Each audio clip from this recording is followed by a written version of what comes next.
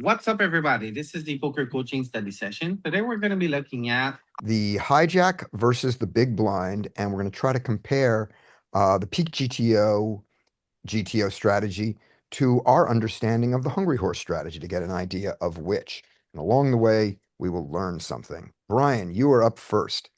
You have got King 10 in the hijack. So, either case, what do you want to do? I think in the hijack, that's pretty close to a fold. I don't think it's a pure open, but or it might be. It's pure open in GTO land.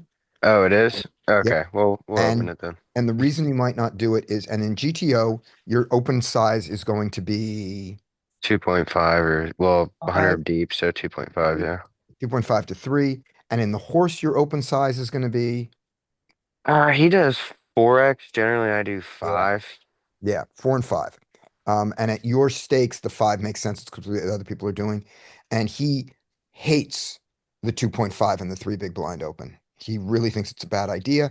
And it's because he thinks that their range doesn't adjust to it. Yeah, he They doesn't. don't Yeah, make a they might as distinction well make for. them pay more. Yeah, exactly. Okay. So So, do you any think prep, his fundamental is that he's starting with a tighter range and opening larger? He not on the does. button. On the button, he No, opens not on the any button. two. That's true. From Yeah, EP, he opens a very tight range from similar to what you would open GTO wise yeah, to a 5x. yeah. So if you took your regular 2.5 opening range in every position except for the button and played it that way, you could still do the horse and then button you'd expand even more depending on your mood, provided that the people in the blinds are recreational players. You don't open any two against regs. Yeah. Has Um, he done a RFI video? I haven't seen one, He but does pre-flop. It's not directly specifically yeah, talking about that, but it goes over that within the video. right. But if I were moving both towards horse and to these bigger sizings, I would start with the GTO range for all the positions at that size. I would start with that, and and as I got more and more comfortable and found that my post flop edge really was doing what I thought it was, I would open up, to back to the 3 big blind range and all the way down to the 2.5 if I really found the post flop edge that he claims. But Yeah. I would start with the GTO 5 big blind range if I'm opening to 5 big blinds and do that Yeah. for a month or two against things. All right, there we go.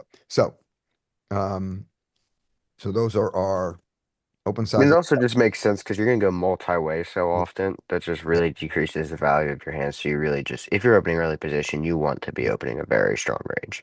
yeah, Not even exactly. because you're gonna get three, but just because it's gonna be go three, 4 ways a lot of the time. Yeah, yeah, Yeah, you want implied odd hands. yeah. And just to look at our little opening range here, we are in the cash, we're in peak, we're at 100, we are at 6 max with a rake, which changes the opening range. And here is your hijack. King 10 is pure. Oh, yeah, all right. I was thinking of it from under the gun. Yeah, Okay. low jack. Right, there we go.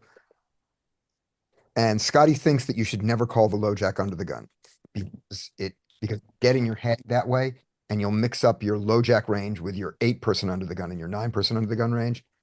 So Yeah.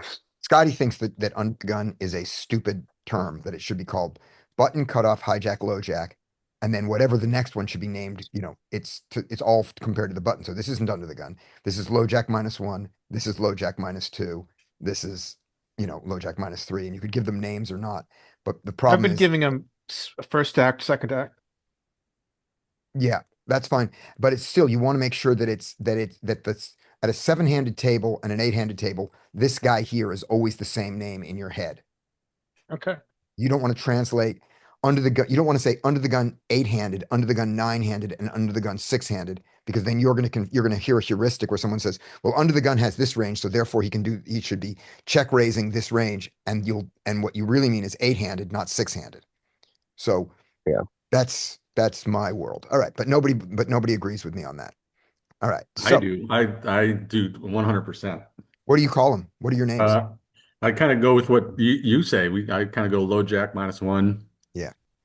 I actually call them, in my own notes, they are tree, bullet, and gun are what they are for all the way up to 10-handed. But no, but those don't exist at all. And it's because under the gun, what comes out of the gun is a bullet. The bullet goes to the tree, and the pre is one before the low jack. But those don't exist outside of my world, so I always say low jack -1 when I'm talking to other people, to be clear. And that is clear, it's just not standard. Yeah. And then the other one, the one that Bart Hansen uses, is he calls it +1 and +2. You know, there's under the gun, then +1 and +2, but that still assumes how many people are at the table. So they should have been called low jack, then -1, -2, and -3. Those should be their names. Moving on. You're gonna open. All right, so here we go. You open. 100%.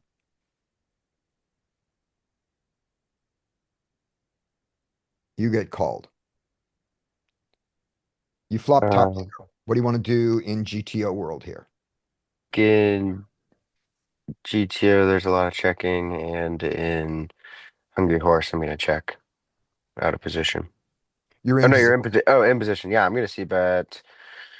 GTO would do. I think GTO would do somewhat medium size. I would do a smaller size. I would bet 1.4. I think GTO is gonna be more closer to 3.3. I believe Right.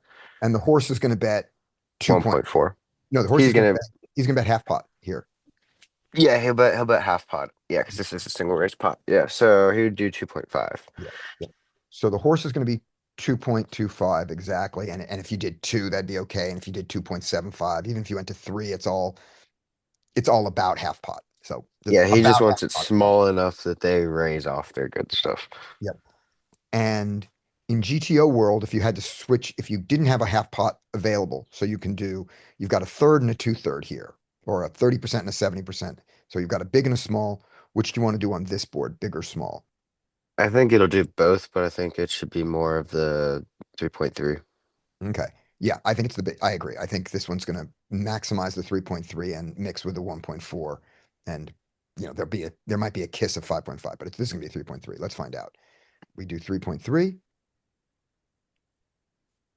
Go. And that is no, it checked it all the time. Wow. What the fuck? And I why did thought it, ace 10 would It be a check checked and king this. 10 would be a bet. what the hell? That's crazy. That's not true. What did we just do? How did I configure this wrong? Okay. So, not you. Let's go back. Where is our history? I don't know if you figured it It wrong. is session history. I There. mean, All right. We go here. Maybe he just folded. No, it's saying this on the flop.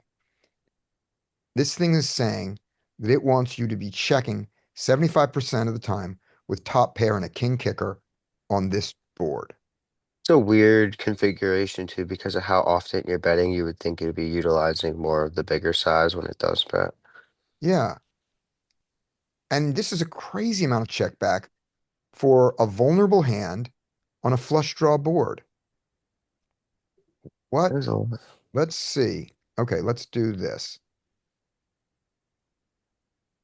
There is a button that will allow us to study this. Let's do that. Where is our study button? I'm not surprised it checks, but I would think it would check less than 75%. That would Yeah, probably yeah, check. you would have some check backs, sure, but this is always checking back? Yeah, that's almost a pure check back. Yeah, It's a little ridiculous.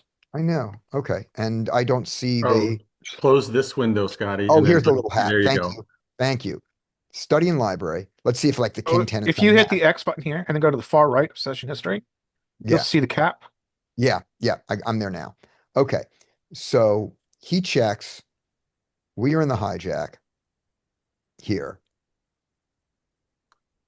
It's the magical suit. And we had king 10 off, We had king 10 off. Thank you. King no 10 off. diamond. Yeah. That's what it is. So your offsuit tens, they all mix bets and checks. That's fine. Your suited tens, they mix bets and checks. But king 10 off to get to half of them is we had a magical combo that hated it. Not, and that's worth knowing. Do you have to implement this in game to be profitable? No. I do think it's worth knowing though. And let's see what our exact combo was. Anybody remember what it was? Let's Mm, look here. It was the club heart. And there you see club heart is just the king of clubs is the freak one that, these are the ones that don't love to do it. Club heart and club spade. mm. I believe this now. And then with a diamond, you overdo it, and that's how you get to sort of half and half. All right, I didn't even look at that. So cool. And then he folded, so it doesn't matter. And so back to this. Congratulations, Brian, on Negative points. +1 and -1. Because we got the horse right. Okay, there we go. Up next is Caleb. All right, Caleb. Here we go. You have pocket threes in the hijack. What would you like to do? I actually don't know. I kind of feel like this is close. Um, I'm gonna open. Let me raise. Okay, so this is going to be a partial race. So you're not going to be wrong, but we're doing a lot of folding of threes here. This is going to be like 10% or something like that. Let's see Okay. what the number is, but let's play it out. The raise is 0% in this. In In Wizard, it opens a little bit. Yeah, I think. in GTA, in the Wizard, in the 2.5s, it opens a little bit in the hijack, but not much. Here we go. Here's your hijack, nine-handed the Wizard. You got this little fringy stuff that Peak has decided not to do. Yeah. Okay with that. But since we're opening to 3 big blinds now, we should, which is the one that I didn't learn because I didn't do it. Just so you know, with 3, it's going to go down even less, and it may go down to 0 even in the Wizard. Let's find out. Just to see. Wizard. Hijack. Yeah, it's negligible at 3. So good enough. Are we opening all pairs in the cutoff? Not full frequency. No, Not we're full not. frequency and not for 3. Okay, I see. And on the button, Oh you're not full frequency at 3. Okay, that's Yeah, surprising. this is surprising. Yeah. At 2.5 though, sure. Your 2.5s, they come in like this. And at 2, you're just doing it. Versus our player pool, absolutely raise them. Sure. Yeah. So there you go. And it's because you're not getting 3 bets so much that you don't get to see the flop. If you raise with pocket threes or pocket deuces and you see the flop, you're playing positive EV. Because sometimes they fold. Anytime you have to throw it away, it's a problem. Cutoff, that's your cutoff range for 2.5. All right. Good enough. But you're going to get the next hand also because you get a better one. So minus This I'm gonna say is a race. this is a Ah, raise. it's a lay down every time. Oh, and they're doing and the trainer we're doing 2.5s. So I think the threes were even more of a raise, than it had because we are doing 2.5s in the trainer, even though it's 3 in the study thing. Which I should point out. I should send them that note. Study versus PeakGTO study trainer versus peak train versus study 2.5, 3.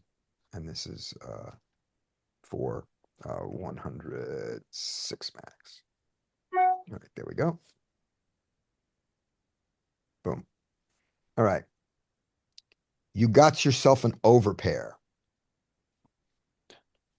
So I'm gonna say we're gonna bet 3.3 because we don't want to have the big blind fold out like they're 2s and 5s that we sort of want to call.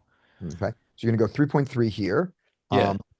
And then my question is, looking at the overpairs, aces, kings, queens, jacks, tens, do you think we're going to be betting the bigger size more with the aces or more with the tens? Which one's going to get the bigger size more? The tens, because they're more vulnerable. I think so. And I think, and the frequent, and same thing with the frequency.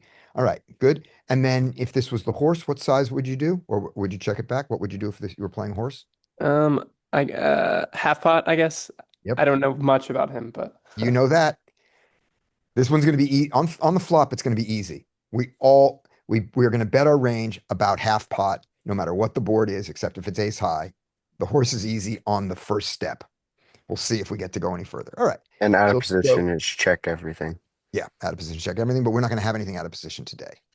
Oh, okay. All right, Brian, just fold to avoid tough decisions. Yeah. All right, here we go. No, open to 6 to avoid tough decisions. That's what they say. All right, excellent. It likes to go big. And he calls. All right. um, what is this? This brings in 6-8, I guess, but there's a lot that's not 6-8. Yep. Yep. I'm gonna go 7.3. Okay. So we're gonna go sort of this, we're gonna go 7.3 in GTO world, and in the horse world, we're going to I don't know about the horse world here. okay. So who wants to take the horse on this move? We'll tell Caleb what we think the horse does here. I think I know what the horse would do here. All right, what is it? So in this situation, yeah, it brings in a straight, but there's a ton of inelastic hands and pair plus draws that just got there. So he would be considering he would be over betting here. Yeah. He'd be 16, going to like 15, probably 16. 15 or 16. And we'll see that in Mr. Horse chart right here. And this is totally reasonable to show this because he put this was in one of his YouTube videos. So this is not proprietary horse. This is regular horse. So they're capped, right? They didn't check raise us. So they're in the capped mode. Do they have inelastic hands? Yes, they do. What's our hand? Our hand is value still, Mhm. right? And so we go big. And big here, although he hasn't said it, the big here is overbet, not 75%. All right. So that's going to be like about 16 in the horse. We are going to go 7.3. And 7.3 is a fine size. And he calls.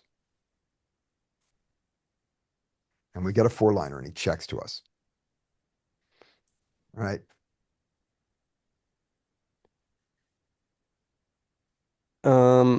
In in my 1-2 live, I'm definitely betting small here.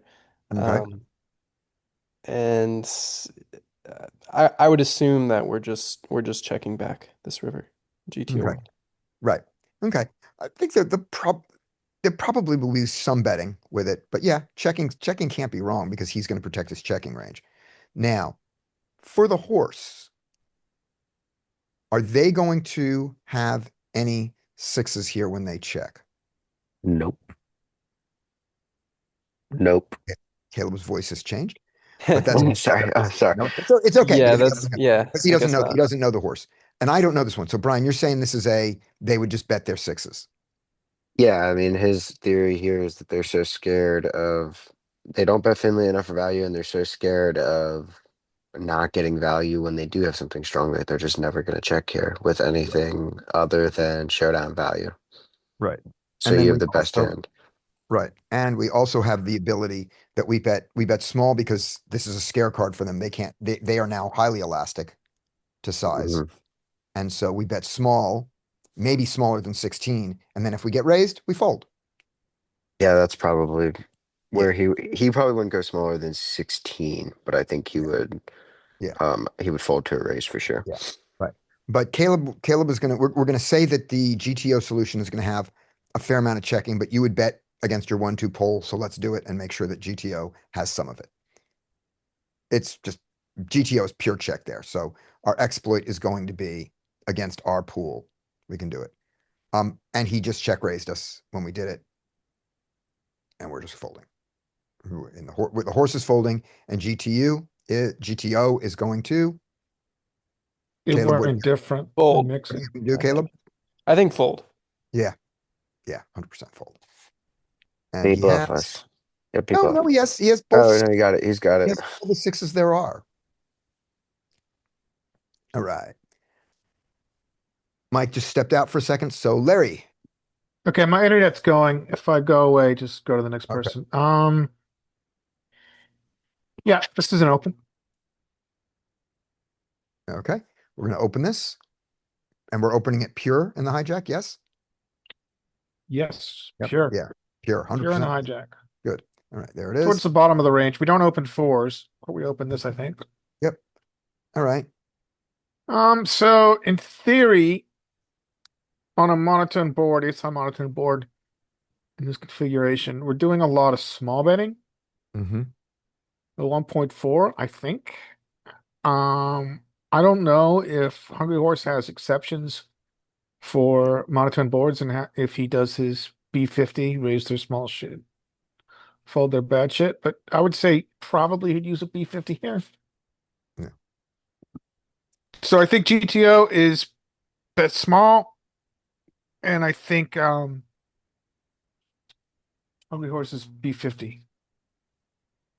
I don't remember what his whether he had a monotone exception. I don't remember him saying a monotone exception. No, Yes, I think that's behind the paywall. Okay. Fine. But I would say that from based off of his stuff and his monitor and the way he plays and the reasoning behind what he does, this is a situation where he would still bet small. He wouldn't do the over better check because it's gonna get people to raise off. This is a board where you will raise off your aces and stuff like that when you do have them compared to when it's a dry board. Yeah. Because this is an ace high board, so it would be over better check for him. But does he have a mono exception? Yeah. We don't I know. would think he does, but I'm not sure because I know his reasoning is that they're not going to raise as much. Yeah. Now if somebody was here with an ace and no heart, would they raise you in game? Would our opponents raise in game? And I think they wouldn't. No, I don't think they would. Yeah. They don't raise the aces normally because the ace feels invulnerable, so it doesn't have to raise. They trap with aces sometimes. And then here, you're really scared. You're scared that you could be against a flush already. So your ace True. becomes a bluff catcher for them. So I think a lot of our opponents do that with no heart. Do they raise the ace because they have no heart and they're afraid of another heart coming for free? I don't know. Don't know what they do. All right. We're going to bet small, and this does a lot of checking. I would have checked in GTO. I thought we checked this because What did it do? It's a check because we have marginally made. Okay. Yeah. So the horse was the bet. So yeah. All right. Here we go. Up next is Mike back yet? Mike is not back. If Mike, when you're back, yell you're back. All right. I will take 6-5 suited. 6-5 suited will open some. It will open less than 25% from the hijack. I'm sorry, maybe 33. It'll open less than 50% from the hijack. So you can let this one go, but it would be uninteresting to let it go, so I'm going to raise it. But it's a minority of raise. Here we go. He's raising it 93% in there. All right, let's see what kind of idiot I am. Not knowing You're there. supposed to defend this. Yeah, I'm going Where to do you, defend. what does a 93% mean? Like, It says 93% of the time you should be raising 6-5 suited from the hijack. And that's because the Peak has organized it this way where it's shoved all of these into 6-5. oh, okay. So that even though that contradicts our 25% raising, it's easier to implement. Is that the Right. idea? But Okay. I guess so, or because they used a different or they used, some different assumptions with it. When I do the one that I learned here, the hijack of 6-5 suited is spread out more here. So it's 25% with this one, 22% with this one, 11% with this one. And so I do these all around 25%. Yeah, that's what I do. I don't do 95% 6-5 and not do That's fine. 7-6 and That's 4-5. easier. That's easier. Yeah. And nobody knows that you're doing it, so you can't be exploited by. Do you also add 9-8 and No, 8-7 suited? I don't. You don't Not to like the hijack. those, I don't like them. I don't like them this early. really? Yeah. So you prefer the 6-5 to the 9-8? Yes. For the pure GTO explanation of it, which I don't know that it becomes invalid. Here's the one 9-handed is it's more smooth, and so you have these there. That, Mm-hmm. with a Mhm. slightly different assumptions there. Is it bad for me to play my 9-8s and Nope. 8-7s? Nope, not if they're not punishing you. I I play those a lot. Like, Yeah. Not if this doesn't happen to you ever. Not if this isn't happening to you all the time where they're 3-betting you. yeah. I'm gonna call this 3-bet and proceed cautiously. There we go. I call. And he bets pot. I'm just gonna fold. I'm just gonna fold to the pot size bet. Yeah, I agree with that. Yeah. I agree with that 100%. Yeah. GTO never does because he has lots of bluffs, but I'm just gonna fold it. In the real world, Yeah. That's a fold. Yeah. that's a fold. Yeah. You And I can- should have said that. I should have said something GTO about it there, but I didn't. And I believe the horse that's a fold there. Yep. That when they bet that size, they're He telling might on the fold that one time, occasionally, but Yeah. he's usually gonna just probably lay it down. Yeah. Yep. If he had some better draw, Yeah. he might float it. Oh yeah, yeah. Okay. So Is Mike back? Nope. Okay. Adrian is next, and our scorekeeping is terrible. So I'm not even writing them down. There is no scores. These are just notes. All right, Adrian, Okay. you have Queen 4 suited in the cutoff, in the hijack. What do you want to do? I think that's a fold, isn't That it? is a good fold, my friend. Yep. Let's fold that. All right, next one. You have got ace 10 offsuit in the hijack. I'm gonna play it. Damn right. I'm gonna raise it. 100%. Never folding this. There we go. You get 3-bet. Folding ace 10 offsuit. Well, wait. Am I in position? You're in position. What's he 3-betting with these? He has since he's dealer, he has some ace 5 bluffs. He's 3-betting ace 5 off. Yeah, I think I'm supposed to play this. Oh, In not even position. close. Not even close. You hate No? you You're you folding hate it? you hate all of this to a 3-bet. You hate this. I mean, I just bring up Yeah. just to bring up just a bubble chart here. All What of is he this 3-betting with? you hate to a 3-bet. Yeah. And depending on and the earlier you are, not the size of the 3-bet, the earlier you are, the more you hate even higher. So you're going to fold ace queen off when you raise it from, back here from, low jack -1, low jack -2. You're just going to fold you're folding all your ace jack and a bunch of ace queen. Just throw it away. What Just is his to- raise range? What's his raise range? What's His IC's raise- raise range? His raise range in this world is, so let's go back, pre-flop. There's the Is raise. he bluffing Here's, Is he bluffing he's got ace lots of 5 bluffs. off? He's got lots of Oh, bluffs. he's not bluffing ace. He's not bluffing anything worse than ace 10 though. Yeah, he's doing He's it not on the bluffing suited ace side. 5. He's doing it Yeah, on he's the not suited doing side. Yeah. And, you dominate his jack 10, but the problem is you are dominated by, No, I compare the offsuit, Yeah. right? So Yeah. like in tournament, you have ace 5 off, ace 4 off, ace 3 Yeah. off that's doing some raising, so you can Yeah. call that ace 10. But in here, he's not doing any raising, anything Yeah. below. Oh, sorry, ace that's small jack, blind. so you can We'll fold. yeah. Okay. Big blind is here. Big blind raises, and you're back on this. What And is big blind? Look at these. Yeah, what's big blind? Look I at just these. I just want to see what big blind was raising. Yeah, good. Yeah. So even from the hijack, you're basically folding ace queen. Not raising anything. Yeah. And all this goes away. King, queen, just there is no offsuit branch in this except for ace king. And then there's these hands. All right. Here we go. Back to it. And so we're going to fold it. We're going to fold this in GTO world and in horse world. How do you want to respond? I would assume it'd be a fold. I would fold it too. I don't know what all his pre-flop stuff is, but I don't know why he would play that differently. No, he's not. He's not going to call it. All right, here we go. King 10, Mike. No, Mike. King 10, Derek. Okay. I'm gonna raise this 100%. Hell yeah. Hell yeah.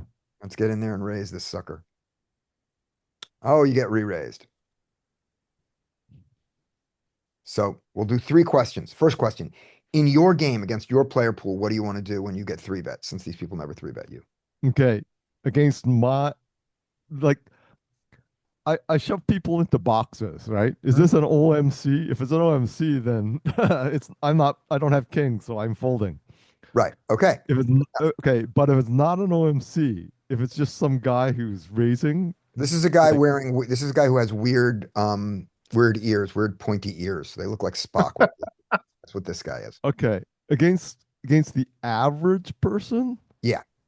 I don't think they don't 3-bet enough. So then I can safely fold the king 10. Okay. If Fold. there's deep stack, Yes. and I think I can have a post flop advantage, and I'm in position. Mm-hmm. Like, let's say they have 400 big blinds, then Right. I'm gonna call. Okay. That's good. Okay. And then With then in GTO world, 89 big blinds, that reduces my suitedness Yeah. advantage, and it reduces my straightiness advantage. yeah. In your game, this guy started with 60 big blinds, a lot. Yeah. He doesn't even have 100 big blinds, and There's not really enough post flop play skill advantage stuff Yep. that I think Yep. that I can fold it. Yeah. But Okay. if it's deeper, Right. I'm more likely to call. All right. In GTO world, what do you think the response is? In peak world? 4-bet. specifically? I'd have some 4-bets in here, Okay. maybe 5% of the time. Okay. But And then in GTO world, the best thing I would do is get up and go to a different table, because I'm yeah, but you don't have that you don't have that option here. Yeah. So Here I would I think I can mainly fold and call 10% of the time. I think my guess is that in GTO world, we are almost never folding this, that we are calling with a Yeah. little bit of raising, but we'll look at it in a second. And then in Hungry Horse world, 4-bet. No, just call. call. Yeah, I think this is an easy call for the horse. All Yeah, right. so I think he's gonna call. Yeah, all right. And so But in GTO world, that being said, it's all Oh. so this is the all folder raise version of it, and don't worry about that. And I'll show you what it does with the range where this comes in is it makes this the bottom of its calling range, so it makes this that bluff. If you were calling king 10, king 9 would be raise or fold. so king 10 suited is a razor fold with 0 calls. Yeah, because of where it is. But if we look in this version of it, raise, 3-bet, 12, it's different. So you don't have to get hung up on, oh my gosh, this is so wrong. There are different GTO strategies based on different assumptions. So both of them had pretty much 50% 4-bet here. Yeah. Yep. Is that right? Both of them used that as their 4-bet bluff. Yeah. Yep. Do you like where you play? Do you 4-bet that often? Like, I find that there's not that much 4-betting What's going on, Rich? without aces or kings in my game. What are you up to? Do you Okay. find that? I got to mute. There you go. I muted you, Adrian. Okay. There's not a lot of 4-betting in my game, but there are people who do. There are people who have 4-bet bluffs. I can picture several of them in my head who have ace 5 suited as a 4-bet bluff, and they're happy to do it. And they're happy to do it. I just assume that people 4-bet aces and kings. Yeah. They Maybe do ace that king. too. They do Right? 4-bet their aces and kings. Do you find that that's a lot of your population? No. No, Okay. a lot of my population is wider than that. If you were playing 1-3, do you think that you'd I don't respect think that? I think we got a lot of aces, kings, and ace king there, and queens. Yeah. I think great. Aces, kings, queens, and ace king. That's what we're seeing a Yep. lot of in the 4-bet land. Yep. And they're missing lots and lots of bluffs there. Okay, this So one. with Been king playing 10 for a suited, month at 1-2 almost every single day. I have yet to see a 4-bet bluff. Yeah, right. yeah. And again, you don't know that they weren't there because the 4-bets don't get shown down that much. Should you be Right. 4-betting bluffing in ace one in 1-2, 1-3? Brian, should you be 4-bet bluffing in your game? Or is there It depends. is there 3-bet so linear that you shouldn't do it?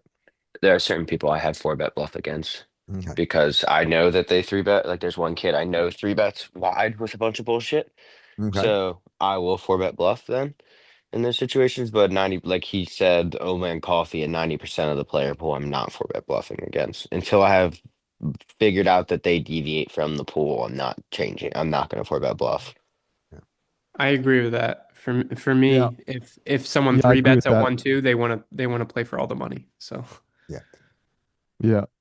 So So notice by the way, in this particular one, same setup. He went to 12, and in this GTO strategy, the king 10 is bluffing and is willing to call and has a few of the folds. So it's not what you made is not a blunder. Thinking that there's some calling there, or what I said there's some calling there, but it's not the majority, and I was wrong about that. Okay, and yeah.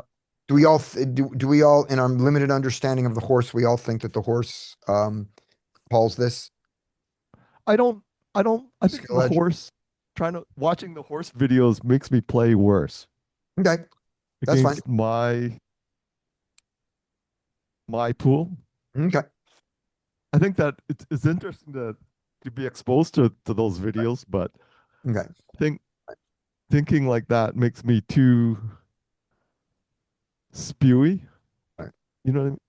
I Yep. think I spew a bit if Okay. I watch I horse think videos. there's a part of his videos that is very helpful, and that's for value.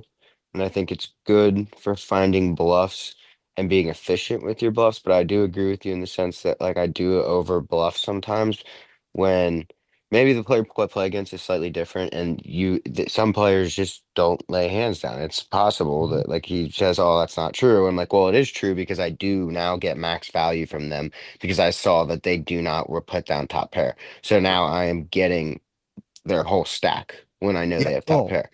Right. And well, I agree with that. I agree with that. and that's included in the horse strategy. I mean, he Yeah. specifically says if you watch, especially if you watch all of the Tony videos, where it's like, okay, I found out this guy doesn't follow the pattern I thought, so now I know to take him to Value Town. Yeah, and I've had bluffs Yeah. that get people have shown me them folding top pair, and now I'm much more. Oh, yep. He does the opposite. I do the opposite of what he does. He assumes that everybody does exactly the same thing. I assume that the players in my pool are more passive and willing to call very wide until they prove to me that they can put down top pair. So when I And see, because they'll show a fold, they fold a lot and show you yeah, what they folded. And yep, when they fold top pair, I'm like, okay, well now this is a person that I can now run a big boy bluff against. yes. But And by the way, he doesn't assume all people play that way. yes, that's true. Yeah. He's very specific, in his thing, when you see the live things, he goes, okay, this guy doesn't follow this pattern. I have to remember that. And we're also trying to find that out even cheaper. What's the best way to find out whether Pay attention. yeah, pay attention to the hands you're not in. That's when it's inexpensive. Let somebody else call the guy down and find out for information. We don't call people to get information. We watch the hands we're not in to get information. Okay. Mike. So Hey. one more question before we finish. Yeah. Do you guys 4-bet king 10 suited in that situation? I will sometimes. King 10 suited is a great 4-bet bluff hand. I will put that in my 4-bet bluff range, and I have 4-bet bluffs live because I am perceived as an old man coffee. So there are some players I will 4-bet bluff with King 10 suited. Larry, are Good. you Mhm. perceived as old man coffee or are you old man coffee? You seen my bluffs, bitch? Nice. See Yeah. my check raise bluffs? Yeah, I've seen them. That's true. Yeah. That's not old man coffee. Yes. I have four bet bluffs, but not enough of them for GTO. I don't reach the GTO level of four bet bluffs. No, we shouldn't because I, one main adjustment live is that three bet ranges are linear. Yep. Yeah. But However, I have three bet I bluffs. know, yeah, I think a lot of the pool overfolds to four bets, and therefore four bet bluffs can be pretty effective. I think I overdo it, to be honest, and it's just really effective. Yeah. Yeah. I mean, even I will say I didn't do this as a bluff, but this past Friday when I was playing, the I cold four bet someone and he laid down queens face up and I had pocket queens.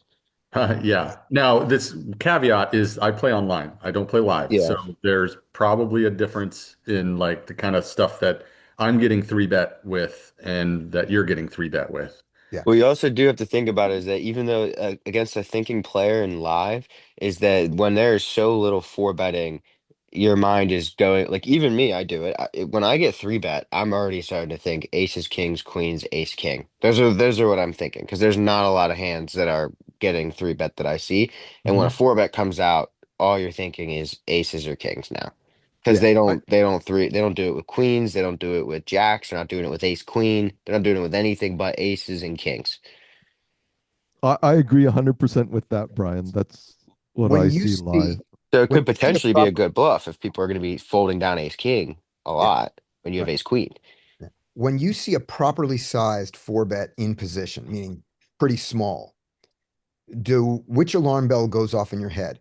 This guy has exactly aces because he wants me to call. He doesn't even have kings. He wants me to call, or this guy knows the actual four bet range because he's chosen the right size, so he has bluffs. Good The day I question. see the correct four bet size would be the day I'll have that question. Okay. All right. Is Mike, that live or online? You're talking about live? I'm talking about live. Live. Well, Yeah. It's hard to I, digest what a proper four bet bluff size is beyond just 2.5x 2.0? because the opening is 5x. Yeah. Yeah. And your guys are often deeper. Yeah. And my Yeah. game, the opening is usually 3x. There are 4x's. There's very few 5x opens in my game. So you're playing 5-5-10, right? 3-5-10. 3-5-10. So opens to three. Three Opens bet to, in position is 90. What's the four bet? uh, What's the properly sized four bet? to 90, it would be 180, 210. Yeah, about 2.5, a little bit less, 2.3. Yeah. Yeah. So they're going to go to two. Yeah. So they're going to go to 210. They're going to go to 200. You go to 90 and I assume what's your is the default RFI size about 3x or is it or three bet yeah. size or is it bigger? No, you see a lot of you open to 30, they open to 90. You see you open to 30, they open to they raise to 100, they raise to 105. Those are the ranges, sort of 90 to 105.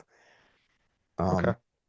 And so if y- they go to, if they go to 200, then you're three. If they go to 100, then the properly sized four bet in position would be 230.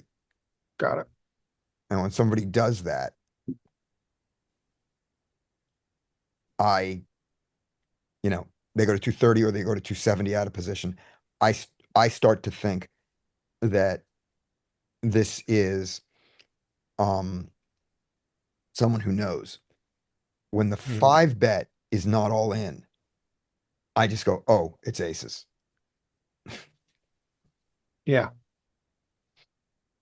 All right. definitely. so Queen four suited, Mike. Yeah, that looks like a fold to me. That looks like a fold to me. All right. How about 7-8? Ooh.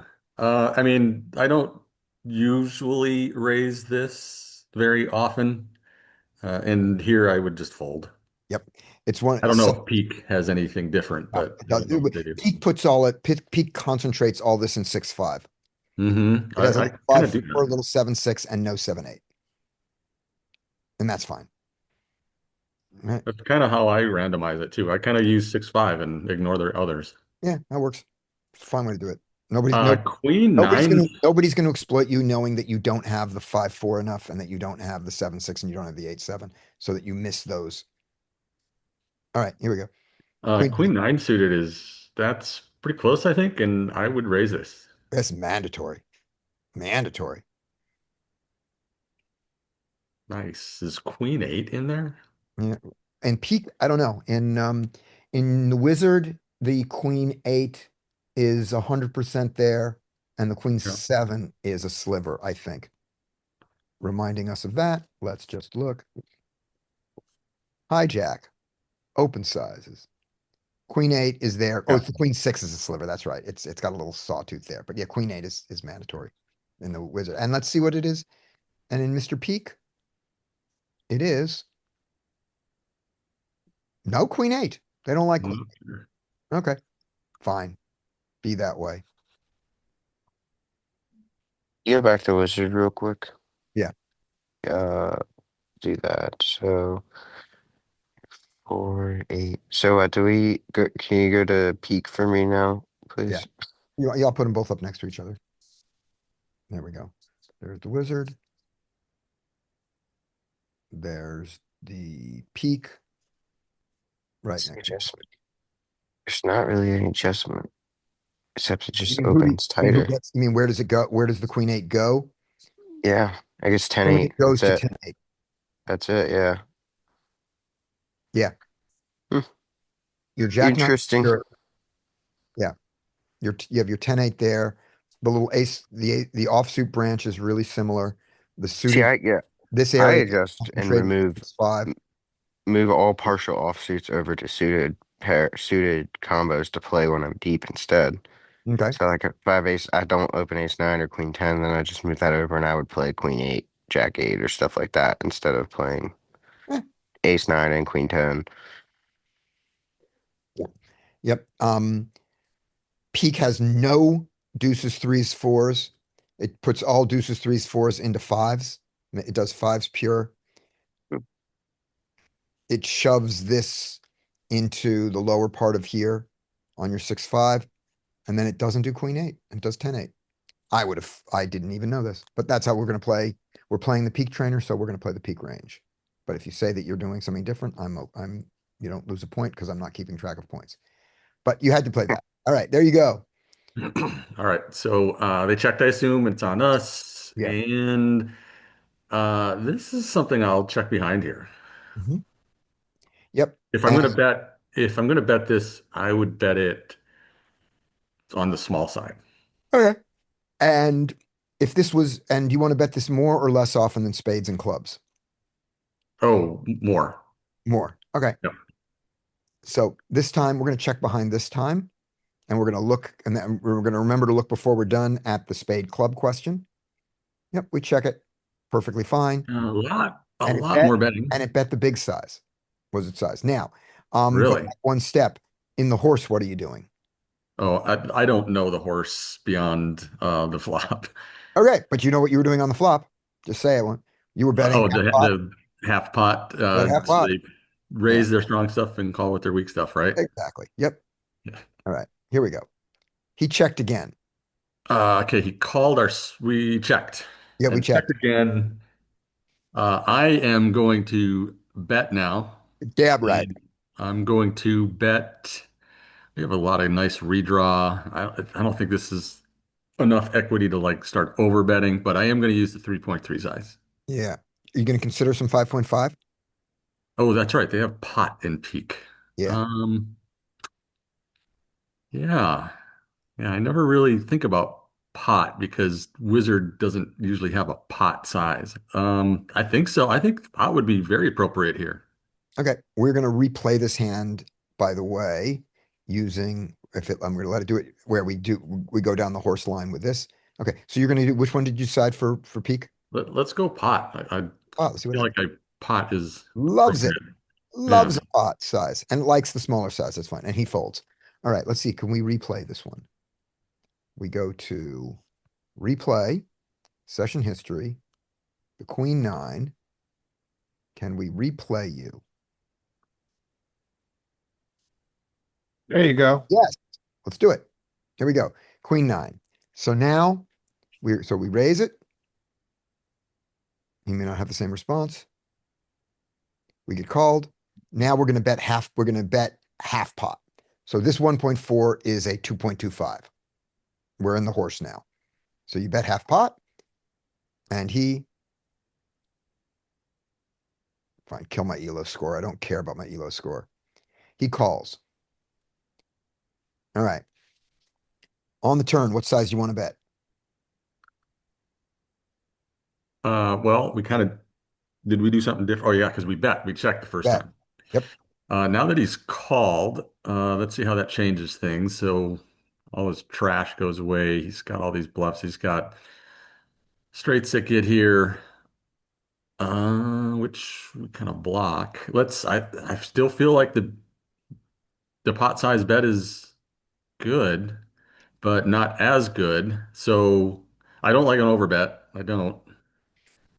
Okay. So tell me first, why do you not like an overbet here? Well, because of all the what do we call it? Locked up equity that Yep. has kind of gotten here. I mean, Yeah. there's still a lot of there's two pairs, there's Mm-hmm. sets. Yeah, I don't think our equity is worthy of Okay. something really big. Okay. I like that. Now, thinking in the mind of Mark Goons as best you can, does he like an overbet here? I think he considers them capped now, so probably yes. Yeah. So they were capped on the flop. Did this make them uncapped? Well, they picked up Queen Jack that they could have easily had. They could have raised some of that. Yeah, no, you're right. It does not really cap them. They Right. did call and then they check like they should be checking like a ton. So Yeah. you're right. They're not really capped. Yeah. And they could they definitely have a cap part of their range. So let's take a look in there. Let's take a look in their our little picture here, which is this is just the flop bet, right? So we don't have we don't have the turn chart here. Um, Do we oh, have a we play do. for stacks hand? No, we do No. not. Do Right. we have showdown value hand? Yes. Do we have a value hand? We have Yeah, thin but value. I don't think it's super great. Right. Do they have elastic hands? Do they have inelastic hands? Yes, they do. They Yeah. definitely have inelastic hands.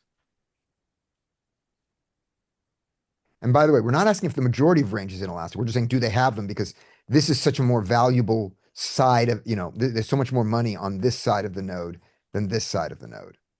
We have a lot of redraw equity though. So like this is good showdown value. Yep. And maybe we just check behind here instead of going for a larger bet. I mean, Right. they have hands that we can value on ourselves against Right. better queens. I mean, Okay. So now in GTO world, if we go down this road, because we're going to do it, I think we're going to continue to bet this. Um, and this is after we bet. Last time we checked, and so we bet pot. Here, um, yeah, probably my five. initial reaction was I thought it was still is good enough because of our future equity and we can realize this equity in position that we can still go big here, but Yeah. maybe I'm wrong. Big five, big 8.3. Which one? Big five. Big five. I like big five. He likes He still likes 8.3. he still likes big 8.3. And he folds. All right. There's Mike. Everybody has gone, I think. Let me see who else is here. I don't think anybody. Let's see. You know, it's something Brian, weird Nick. about that last hand. I think that he's gonna bet small again on the turn there to still try and because he said that that's a situation where I think he'd still be trying to get them to raise off a lot of stronger stuff instead of going for thick value with a hand that's thin value.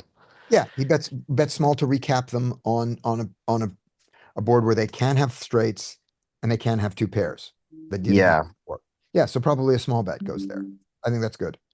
That and makes sense. And then on the river, we see whether we improve or not to a hand that is, that is played for stacks, or if now our hand is not now our hand is just thin value and we bet small on the river to try to get really thin, to get really thin value. And maybe smaller than a half pot.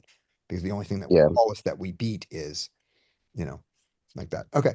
Up first is Brian. 5-4 offsuit. fold. Right.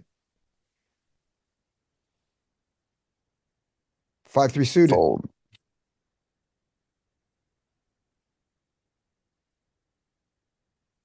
Fold. That's the Meltzer. And I told you guys the guy. So 8 deuce is the Meltzer because it was fun because of a joke that happened in my home game at one point. And so playing live, an 8 deuce came up, and for some reason I said, yeah, that's in my home game. That's called the Meltzer. That's my name. The guy goes, is that because it's your age? Good job. Oh, sick. Yeah, Sick burn. I was very impressed. I went, that's a professional level insult. Jack 3. Nobody has that as their name of their hand. 5-4. My God, we folded this already. Fold. What's happening with you? You run a terrible cards. We're gonna fold. Yep. You gonna open ace 8 in the cutoff? I didn't think so. Okay. Just a little bit. For 2.5, it's an open there. For 3, it's not. All right, here we go. We fold that. Good. Oh, My God. This is the first time. I mean, we're sitting here. this is the hottest one I actually play. It's a fold again. I mean, you have Yeah. slivers, maybe? No, you Yeah. have no slivers. He doesn't have those slivers, but the wizard does. Oh, If you were getting a point for every right choice, you are winning this game. Hey, where are my points at? I'm at like I 15. where are my points? All right. All right. We can open here 2.5. Fold, fold, fold, fold, fold. We're gonna fold around. I'm gonna get a 3-bet. I'm gonna have to lay it down. Yeah. All right. We go to 2.5. Calls. Okay. The GTO would. This is one of those boards where it's gonna bet slightly bigger. Not, I don't think it's gonna bet pot, but it's gonna bet, you know, 33.3, I think, more Mhm. often than the small size. Yeah. And with this particular hand, I think with this particular hand, GTO will bet a decent bit, but yeah, I think with this hand, it'll actually bet a decent bit with the king high and the straight draw. Okay. So we want to bet this hand in our draw category. We want to bet big because the board is ace jack. That's Mhm. good. Now, do we want to bet every straight draw? Do we want every straight draw to be in our betting range, or do we want any straight draws in our check back range? Actually, now that I think about it, this one might be one of the ones that would be in the check back range because it has way more showdown than Yeah, Queen 10. So exactly. it would actually check this more Yeah. than bet it. Yeah, I Uh, think that when we look at those three, king, queen, king, jack, and king 10, that this will check the most of it. Oh, we forgot to look up that question on Mike's that we had. All right, but let's do this. So which one? So on this particular time, which one do you want to do? And then we'll well, look. That's our note we got to look at. let's go with check because that's what I would actually do in Okay, game. great. So let's see. We want to compare king 10 and queen 10. Queen 10 to king queen. All right, you're gonna check it. And in the horse, what are you gonna do? Check it. Nope. Oh, yes, it's ace high. You're Oh, right. Yeah, you're right. Sorry. Of course, we're gonna check it. All right, so here. So you've decided to check this one, right? yep. All right. Checked 55. Yep. And the bet size, I didn't even see how, as it went by what size it liked most. It might have been pot. All right. All right. Well, at this point, the guy's pretty capped. Mm-hmm. He's capped at a jack, straight draws, just picked up a flush draw. We got a lot behind. What is a better hand that we can get to fold on the river that we'll call now? What size would we go? I think he would start to bet somewhat. mm, I think this is weird because in this situation, I just don't, they're not checking aces back twice. GTO is. Okay, oh, sorry, we gotta do GTO first. Yeah. GTO first. GTO first. I don't know, we took the I think we checked because we thought we had showdown. The 5 doesn't really change much. I would say that we would continue to check here, assuming that we have showdown value Yep, I or like it. decision. Yep. And it's okay, but it does bet it, it decides to bet a little bit, but the 20, there was 20% check and that was fine. Okay, and then for the horse, what do you think? So the horse here, he should be capped now. He should not have anything stronger than a jack prior to that king coming off. He Yep. shouldn't have anything stronger than a jack. So what can we bet? What could we have bet on the last street to get him to stay in with a jack and get value from a jack before we make it fold on the river? I would have slightly overbet, like in 7.58 big blinds that he'll Okay. call with, and then he's gonna have to fold to my big boy 2x pot overbet on the river. Right. And the problem with that line is that our opponents, you've got to get him to give you credit for an ace to fold a jack. And our opponents, when you check back, don't give you credit for the ace. That's why when you have the ace in your check back range, they call you down with a 5 and a jack. We see that so often, right? Mhm. So That's how he would play. yeah, I would say in that situation, if I'm playing live, it depends on the opponent. Actually, there's certain opponents that I would run that play against for sure. okay. But against most opponents, it'd be getting kind of hard. The king would make it really easy if I was sitting here with a hand like 6-7 or something like that, and the king came off. Then I'd have a really good chance to try and blow them off their jack. Um, but yeah, okay. So in this situation, we don't want to go quite as big now. All right, so we want to go. We're. What do you think GTO? What does GTO do here though? It's a great card for our range, Mhm. and for our hand. They checked 3 streets. I mean, GTO would still have fucking pocket aces in their fucking checker range. Let's go 3.3. Yeah. And exploitatively, if we got here with horse thinking, we would bet even smaller than 3.3 because we've got to get a jack to call here, these two overcards, and he does, and he really, really, we need to get pocket sixes to call or a stupid 5 or something like that. I mean, he's just going to fold all the time now, we think, and so we need to go tiny. But here we go, and he Checks. checks it behind. He thinks that that's not good enough to bet on this line, and I disagree with Mr. GTO. This is good enough to bet. All right. Yeah, So we wanted to see here, any folds. There we go. Any folds, nothing. So it didn't matter what size we bet. Let's look at that guy. We want to hide folds. Shuffle. Okay, there we go. There we go.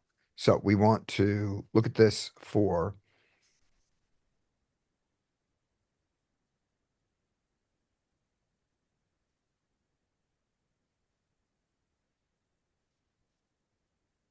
the trainer. When we get to the flop, we want to see our bluffs here with king, queen, king 10, and queen 10. Those are the bluffs. And the percentage is about equal. Hmm. Right? Does that look? Let's well, see. King Jack. Oh yeah, King Queen and King 10. Okay. Let me see if I get strategy plus. His want King strat- Jack has showdown, which is Yeah. interesting that it still bets. Yeah. Can I get my number here? How do I get my number here? I don't get my number here. Okay, so A Larry question. yeah. I am here. And I wanted to see what so we're just doing visibly. King 10 and it's not obvious that King 10 and Queen 10 bet more than King Queen. It's not significant. It's not a significant difference. So oh well. On the suited side, the King Queen, the King Queen, the King 10, and the Queen 10. It's not visibly different. Yeah. I'm surprised. I would think that I mean, the point you made that you led me to was Yeah. I would thought would have been right that we just have more showdown with King Right. Queen and we would want Okay. to check Okay. it more. So clubs, so on the one that has no backdoor, clubs checks 23%. With this, on Queen 10, it checks 25%. So that's not true what I said. And the other one is King 10. It checks 21, which is less. So these do bet more. So king 10 bets more than king queen, but the amount is negligible. We don't care. And queen 10 bets more. Yeah, checks more. So my logic, while impeccable, is not true. Something we see in GTO a lot though, where it does do that similar logic. Yep. So he bets it, and then the king jack, which we could easily check back as marginally made, and it's fine with doing it, but it spreads it out and bets it. If we were doing Okay. this as the implementable strategy, uh, and we bet all of our ace jack and if we bet all of our ace king, ace queen, and ace jack, and then we checked back our ace nine and maybe our ace 10, we would then, with our king jack, we would check back all of our king jack and we would bet all of the bluff of these bluff ones. We would just bet all of them.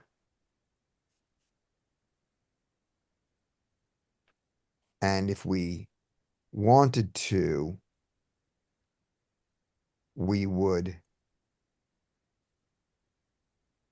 on the suited branch, throwing away the king queen offsuit is not bad. So we would bet all of the king queen's clubs. That would be the one we bet the most. The one that doesn't have a backdoor. And that is the case. You see that for that Yeah, small king queen of clubs, because if you get check raised, you just and throw it away. throwing this way is not a big deal. Throwing these away is a bigger deal. All That right. is something we see very commonly though. Yeah, that's a pattern there. All right. That's a problem I have though too, is check raising with way too much equity. Not like way too much equity, but a lot of backdoor equity in situations where I could probably just try and realize. Okay. Brian, Caleb.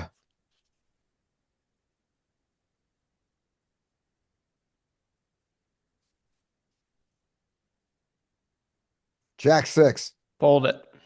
Hell yeah.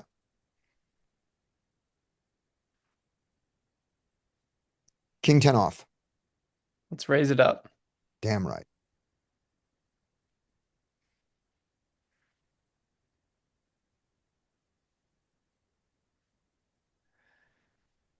Um,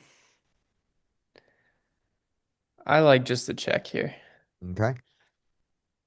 Can we bet range on an ace five on this board? I don't know because The only reason to bet this hand is if we can bet, if we're betting range. I don't know if we can bet range because we have like a ton of like Broadway air Yeah. and Big Blind has like a lot of two pair and sets. So Yeah. I wouldn't bet range here. I don't think we can bet range here either. So this hand will check.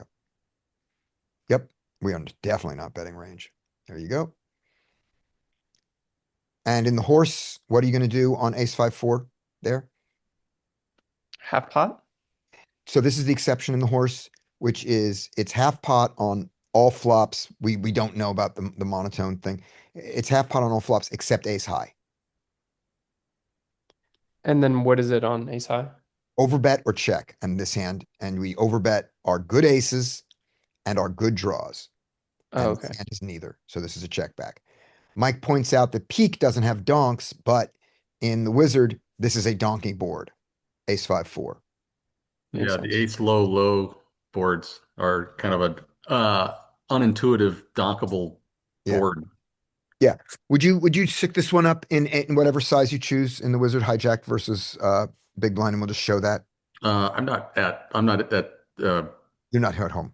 yeah, I won't be Okay. able to do that very easily. Larry, would you throw this one up? Just any wizard hijack versus big blind. Ace, Five of ace clubs. 5-4. Yeah, ace five of clubs, four of offsuit.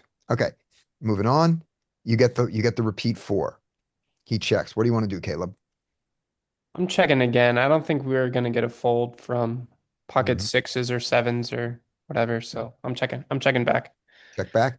And I think the horse bets this. I think GTO, this is a good check back. That makes sense. We have some showdown value. But I think the horse says this is not enough showdown value. Let's get him to fold king, queen, king, jack, and sixes by the river. We check back. Yep, we have showdown value, we say. And the river is non-existent. I think I would bet a king or 10 river Hmm. almost always, and kind of never bet anything else except maybe like a queen or jack. Let's see. How about, what do you want to do on a deuce or a three? And are we going to get a card? Can we have a card, please? All right. Deuce or three, I probably just check back. Okay. We are going to do we're going to blow the wizard away in a second. All right. That's all the time you get, wizard. There we go. We are reloading wizard. There we go. Oh my, we did not set our parameters, but we got 3-bet here. So what do you want to do? You're in a tournament. You have ace king. I'm in a tournament. I have ace king. I'm raising to 18. Okay. I'm jamming. Okay. I know nothing about tournaments. So. Well, there you go. All right, we did that. You were not wrong to raise to 18. Okay. All right, trainer scenario. Let's get here. Stop training, reset the trainer. Trainer scenario. Thank you. Cash game. Full hand. Pre-flop. There we go. Hero seat. Hide. We are in the hijack. Villain seat is in the big blind. And we are starting. There we go. All right. What? Oh, you're automating it for us now? We're starting at the turn? That's unpleasant. All right, but here you are. So that was Caleb's. So up next is Larry. You've been 3-bet. That's a fold. Damn right. 100% fold. All right, let's see if it does that again. Nope. All right, after Larry is Larry again, because you folded pre-flop. This is a fold. Yes. All right, Larry again.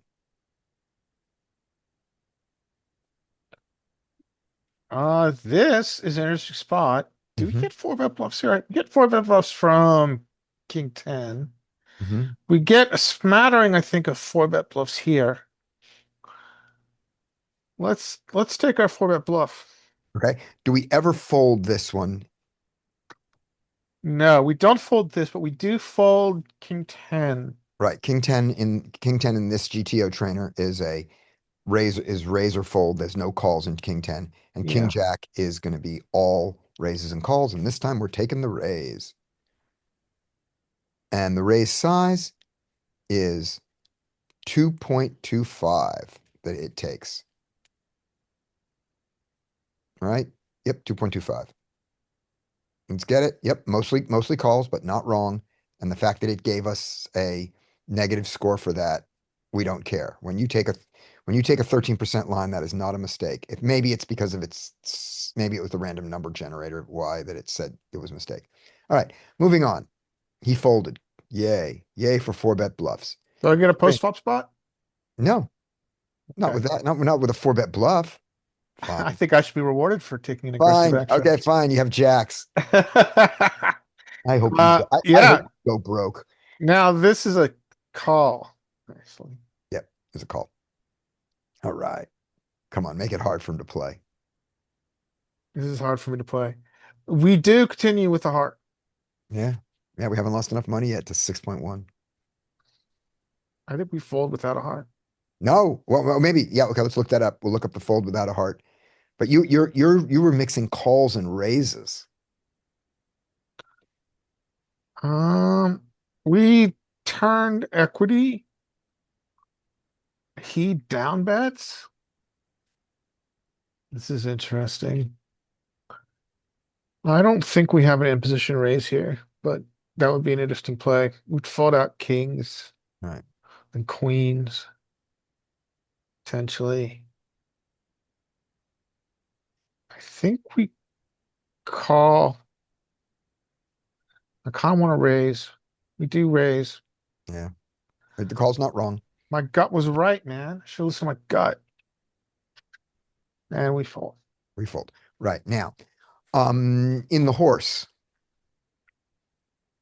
we raised our jacks. He three bet us. We called our jacks. Board comes ace high. He bets tiny. Um, I don't know about. I don't know his three bet strategy. I would assume he's overfolding with the expectation that three bet lines are linear. He's really gonna.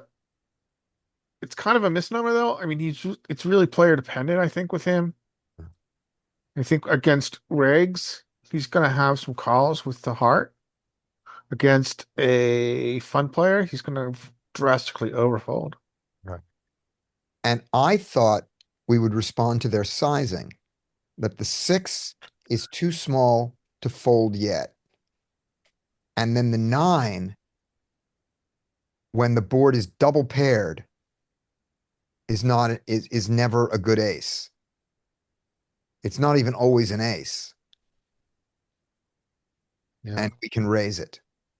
That 9. That the double paired board, that the double flush board is scary to him. The straight draw board coming in is scary to him. And if he bets that small, he doesn't have an ace, or if it's an ace, it's not a good ace. Yeah. You can get him off. Yeah. I mean, I think that, Yeah. he's very much play the player. What's Yeah. their range? What am I going to do about it? So, Yeah. And then when and then if the guy calls you and the last ace comes, you have to give it up because now he's never folding his bad ace. yeah. You can say now he has less aces, but now he's never folding a bad ace. All right. So we're going to fold to this and we're going to see what, yeah. So we're folding to this. And in GTO world, it was the bluff and that was believable. We could have, Man, my bluff would have, I would have, damn it. I was curious if we ever bluff catch like jacks, queens, or kings there All right. without blocking the flush draws. Right. All right. Yeah, that's a good question. Let's go back to this guy. And we also wanted to see if we continue with the jack without the heart. Yes. Okay. So here we go. We get raised. Here, to this raise, our jacks never fold and just a sliver of 4 bets. Queens don't 4 bet. Aces And and none of our pairs, pretty much none of our pairs are folding. yeah. Yeah, we do a lot of calling in position. And this range here is just really well protected by what's different about this? This is the queen 10 has changed. We're in a different mode. Remember this? This was it, right? We were in a mode where the big blind raised to 10. Oh, we're in a 3 mode and the other trainer was a 2.5. That's why. Oh, I see your point. So the king 10. So when our king 10 calls, then our king 9 becomes the raise fold bluff. Interesting. Yeah, this makes sense, right? Well, there's more money to fight over. Yeah, but I mean, when you're calling king 10, then king 9 becomes the raise fold bluff. When you're calling king jack pure, then the Yeah. king 10 becomes the raise fold bluff is how that happens. But here we don't do this to our jacks. He bets small and we need a heart. And we didn't get here with these Yeah. because we donked them? No. How does this? We just fold them. Oh, we just fold. Oh, right. We fold without a heart. That's what it is. Yes, we fold pure without a heart. We're done. And the specific heart diamond can raise. Can we see what he is down betting with on we call. Oh, okay. So, on turn, I was talking about, he chose the down Oh, bet, okay, right. which is So not we a call. common play on that. So we call, the turn was the what of diamonds? The 8 of diamonds. It was the 8 or the 9 of diamonds. Yeah, it was a 9, I think. Okay. So his small bet is, we get it He here. doesn't have very many. Yeah. Yeah, all right. Ace 5 makes sense. A little bit of ace, sprinkle in Mhm. the aces to screw you. The bad ace, Some traps. He protects it with his aces. yeah. And then Good all this grief. fun here. Yeah, I mean, it does down bet when there's an equity shift. So it kind of makes sense. Yeah. Because a straight came in. When we raise, our opponent on his down bet with our jacks, because we said those are not good aces in our opponents. His 4-5 might continue with its flush draw and its straight draw. Yeah, so his 4-5 is going to continue. Yeah, Was it an 8 or a 9? It was it was a 9. it was a 9. Okay, so he doesn't get the straight draw with it. But when that happens, and our opponent and the other ace comes on the river, our opponent doesn't turn 4-5 into a bluff and say, "Oh, you can't have an ace." Now he goes, "Okay, now no ace folds," and we check behind with our jacks on that second ace because now we can't get in a bad ace to fold, and we don't need to get weak hands to fold because we have jacks, and so we check behind and we win. So if that's an understanding of the horse, if we're correct about that, that line would have been nice. Mhm. All right. After Larry, it is the beautiful and talented Adrian. Wonder what you're doing with that. You're folding, right? Folding. Yep. We're folding and we're looking to make sure that we've got everybody there. Fold. There we go. All right, let's get it rolling here. Let's get it real. I think 7-5. You're folding. Yep. Yep. It has to be a direct suited connector, and even then, we're concentrating them in the 6-7, 6-7. 5 thing.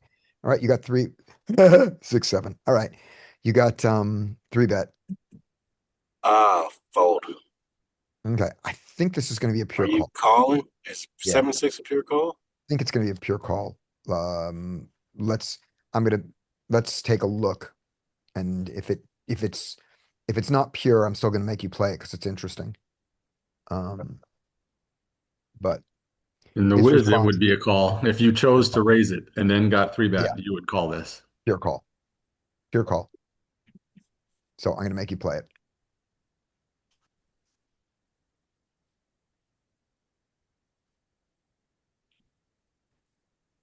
You have 2 live cards. You're not dominated. You can get this. You can be ahead. You can get screwed. All kinds of good things can happen.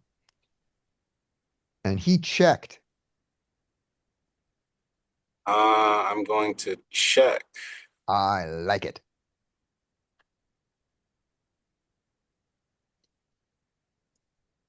If you give me something interesting. Nothing interesting, huh? Uh, have we Out. lost enough yet? What would he not? What would he check there? 6-9. He's supposed to check a lot out of position. He could check a jack out. This is a GTO guy. Check a He can jack check out a of jack out of position. position. Blushes. Do we need to make a single call here? What's he gonna lead with? He should be betting with any heart, any ace of hearts should bet here. Gotta check that.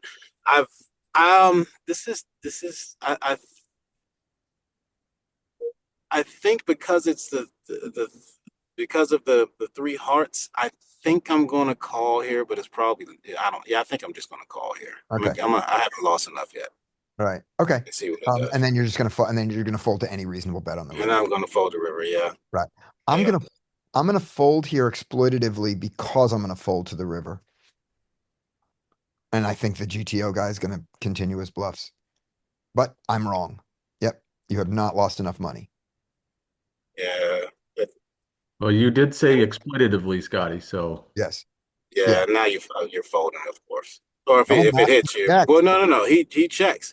He checks. Is my 7 good enough here? Or do you turn? Um, I I don't think I have any equity with the 7, but with the bet on that is so interesting. Um, I don't know. hmm. I don't know. I don't think you have any equity with the 7, so that would lead you to believe that you should throw a bet out there and you could have a heart. I don't know if that 7's worth anything, but you do have technically a mediocre made hand. Yeah. Mike I is out might turn it into a jamming. bluff. I'm Okay. gonna turn it into a bluff. I'm not gonna jam. I'm gonna turn the 7 into a bluff. I And which want to side bet you like? 75% pot. Okay. 27. All right. So in the real world, when people check here, they check with the intent to call. So if you're going to bet this, it's probably got to be big. Let's hit Probably gotta be an 27. Let's see in overbet. GTO Yeah. world. This is not a mistake. It's mostly a check. Your size is fine. He folds his queens. Life is good. Nicely played. He folded his queens. Mike wanted to know whether that was a jam, and I didn't see it go, and it went by a little fast, so I didn't see It said 2%. 2% jams. And the size, yeah, I want to see what the size that it did like on that river bluff. Folded the queens. He loses to a king, he loses to a jack, he loses to a heart. Nice. All right. So here we go on the river. It likes to check the most frequent, but it bets more than it checks. So you can't, you can't say you've got to get points for a bet. And your size was the most bet size. Perfect. And this is a situation where if it takes away ELO points for this, it's full of shit because a check is not the majority action. And if you bet, you have to do this one. So anyway, nice. Well done. All right. After Adrian, it is Derek. Okay. Fold. All right. Well, you raised your Jack 10, just so you know. Mm. Okay. Real world costs us 9. So we're getting like 8-1, something like that. Yep.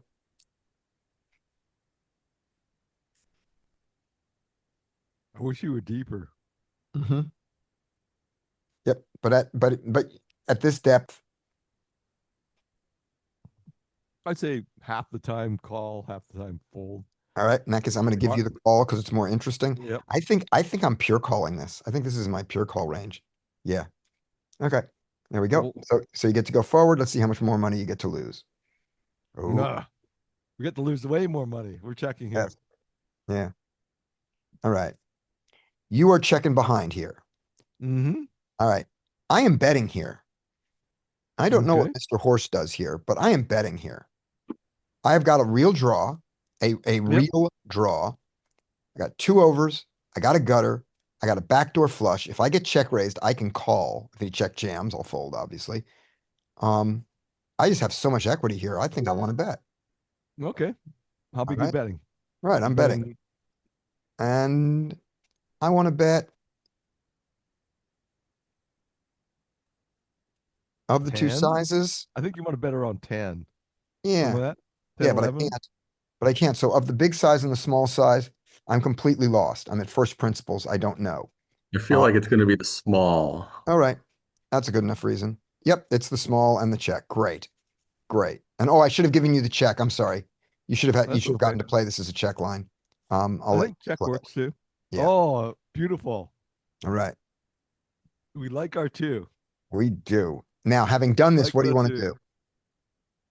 We are potting it now. Yeah, potting it in 22. Both those are good. We'll go for the pot. Yeah. I believe in go the for the pot 22, then. but this is fine. Yep. The difference 22 between is that, I don't nothing. care about. It's like, yeah, we're betting big. You made bigger big. We hit our king, They hit their king. right? Yeah.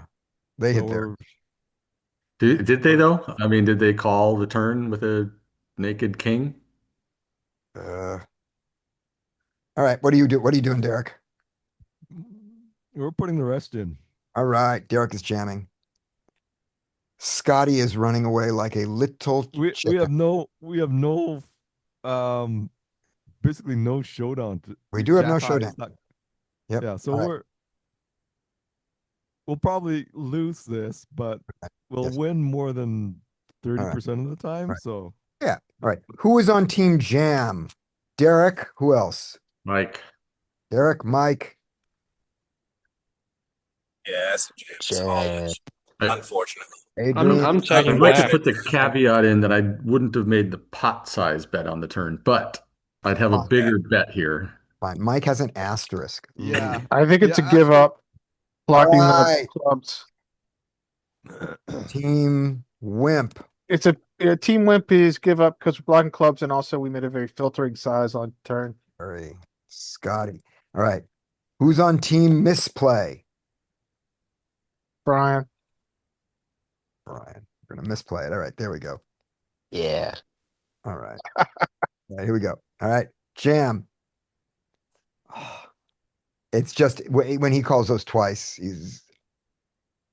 and it didn't we matter. win. It We would didn't have won, matter. Jack high. We won. Everybody won. Beautiful world.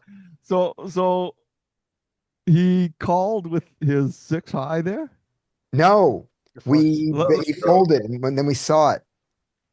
Oh, he didn't think Yeah, his 6 flush high was draw. good enough. He had a Yeah. flush draw and something else. And a flush draw and a straight draw.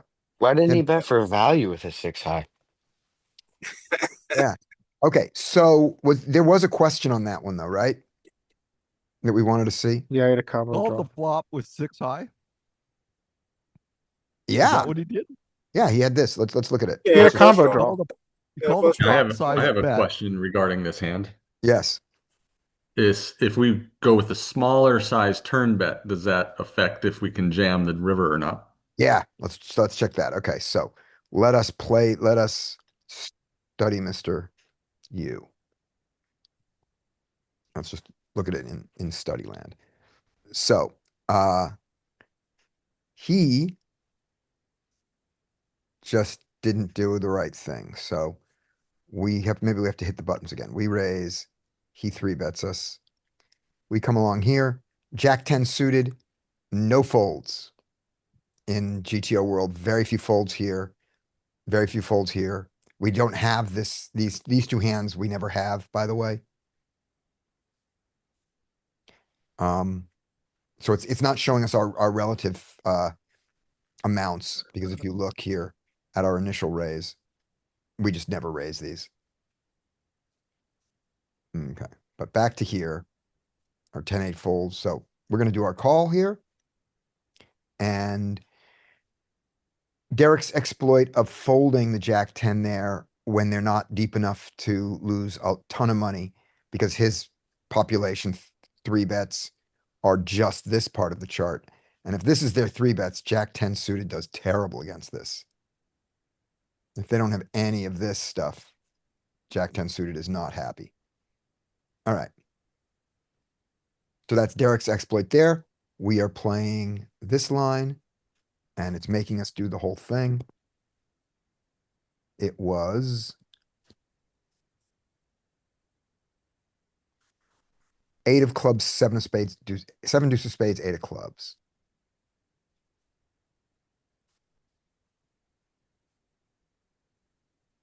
Eight of clubs. We have Jack 10 of clubs. He checks his 4-5. He has 4-5 of spades, right? Or 4-5 of clubs. I thought he had 6-5. 6-5? Oh, okay. Yeah, if I think he has 6-5. 6-5. Yeah, 6-5, then he has a straight draw already and a backdoor flush draw. Let's see what his hand was. We had 6-5 of spades, I thought. Yeah, if it's Yeah. 6-5 spades, yeah, he's never folding. He could have check raised, but he didn't. And we did let's see. I don't even, okay, so what we We did, bet small. right. We check, we bet, he calls, right. And he doesn't show it down there. Okay. So yeah, yes, with that. All right. So the question is, so we go here, we call, why am I? Oh, I'm here. There I am. There's our pot. He checks. Our Jack 10 of clubs can bet 6.1, which is what we did. And there's no big bets here. And the range has got no big bet. Range has got an icky, I mean, it's got none of them. Yeah, it's got 1%. So no big bets. Everything's small. Thank you for that, Mike. Now, on the turn, he checks. The King of turn hearts. is the king of the king is the river. The turn gave us a club that we liked. Oh, It was yeah, you're right. the deuce of clubs. Yeah, we liked that. Yep. Okay, back to go. Back to you. Back to you. Too many windows. Deuce of clubs. There we go. He checks range in this line. And now the sizing on our Jack 10 that it likes most is the 22 to leave you enough behind. So let's take that 22 there. He with just a straight draw, we fold here. He needs to have the flush draw to play on. And he has two of them. So he calls. The river is the king of hearts. He turns these into a bluff a lot. And his bluff is 59 is jam, right? Yep. That's why he jam bluffs and we fold. But when he checks, our Jack 10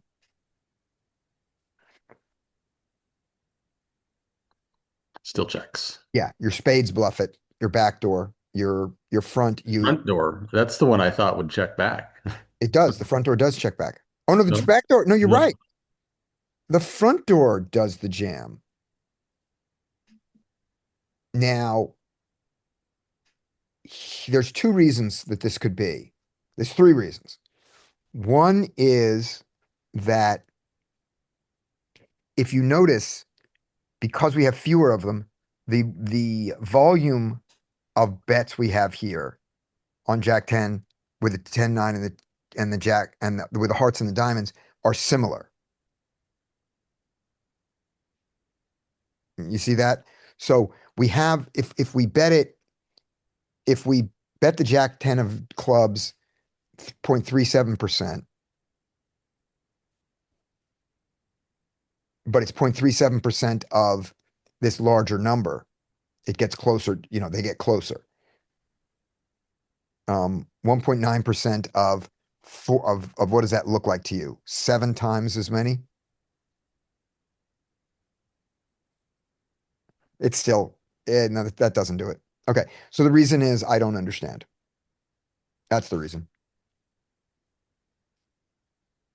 Anybody understand better or care? I think don't- understand better and care. You have to do both. I care, but I don't understand. Okay, moving on. So there you go. And if you did the bigger size here, let's see how that affects that ratio there. Bigger size, call, king of hearts, check.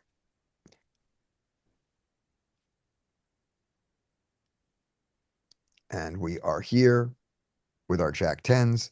And it's still the spades that does it. It's the front door.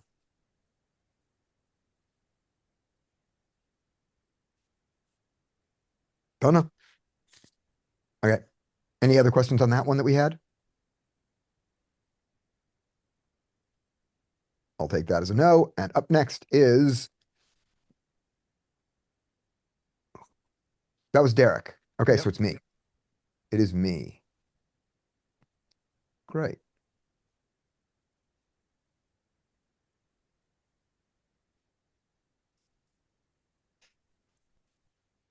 Continue training.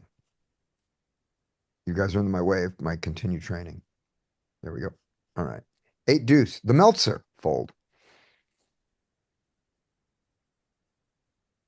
Ace king. Not the Meltzer. Raise, re-raise. All right, let's keep raising. Now this is going to mix calls and re-raises. I'm taking the re-raise line. And I took the re-raise not all in line. And he folded. Great. That's always a good thing. Ace 8. Fold.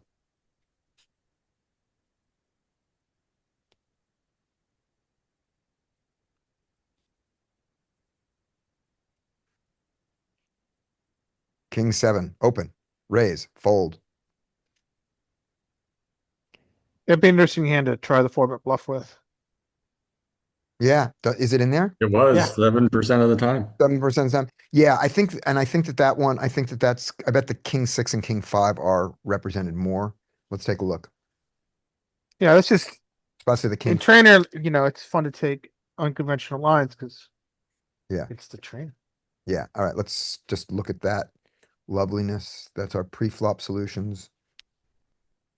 Oh, okay. So, It's probably going to have your smattering of slivers between king oh, wait, 5, I'm gonna do 6, that. 7, and 8. All right. Yeah, I do need to do that. Okay.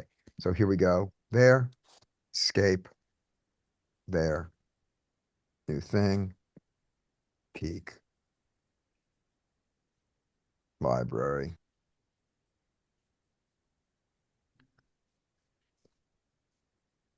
Poker coaching, you really are insulting the cash game group for the fact that every single time the trainer requires us to say that it's cash and I'm the one running this. I think that's a real insult to all of you. Yeah. Yeah, here we go. We go to 10. All Oh, we're in right, the 8 max. We're in the 8 max. yeah. That's where the threes came from. Okay, there we go. We go to 10. We're back on here and the king's okay. So this one, it's only the king 6. So we were on king 7. I thought it was king 6 and king 5. So it's king 6 here. King 6 shows up enough that it has a name. I believe it is the He-Man in Louis' class. So the king 6 4-bet bluff and 3-bet bluff are often enough that they have a name. All right. Back to this. If I fold 3 more, I'm going to give it away and not take a post flop. Well, there we go. 8s. I'm going to call. All right, here we One go. time. No times. I think we shall be overfolding to the king. In GTO world, we have not lost enough money yet. I think we fold to this size. Yeah, me too. Oh, it's 14. Yeah, I'm going to fold. There we go. We fold. It's mixing. We're both right. Smattering of call in there. All right. Up next is Mike. Raise. Raise to 3. How come it didn't auto raise it like it's been doing? We don't know. It's a strange beast, Oh, this peak. and this one, we're in the 8 max, so there's no rake here. So Mm, that may have been a little bit in the king 10 different thing. But anyway, here you go. all right. Okay.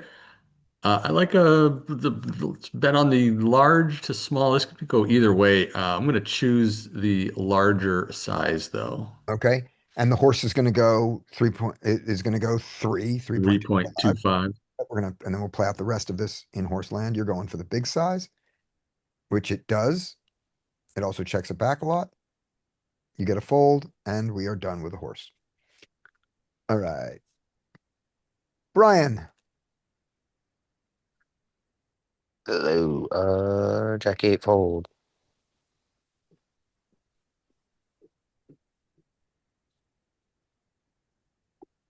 Okay. Big blind raised us.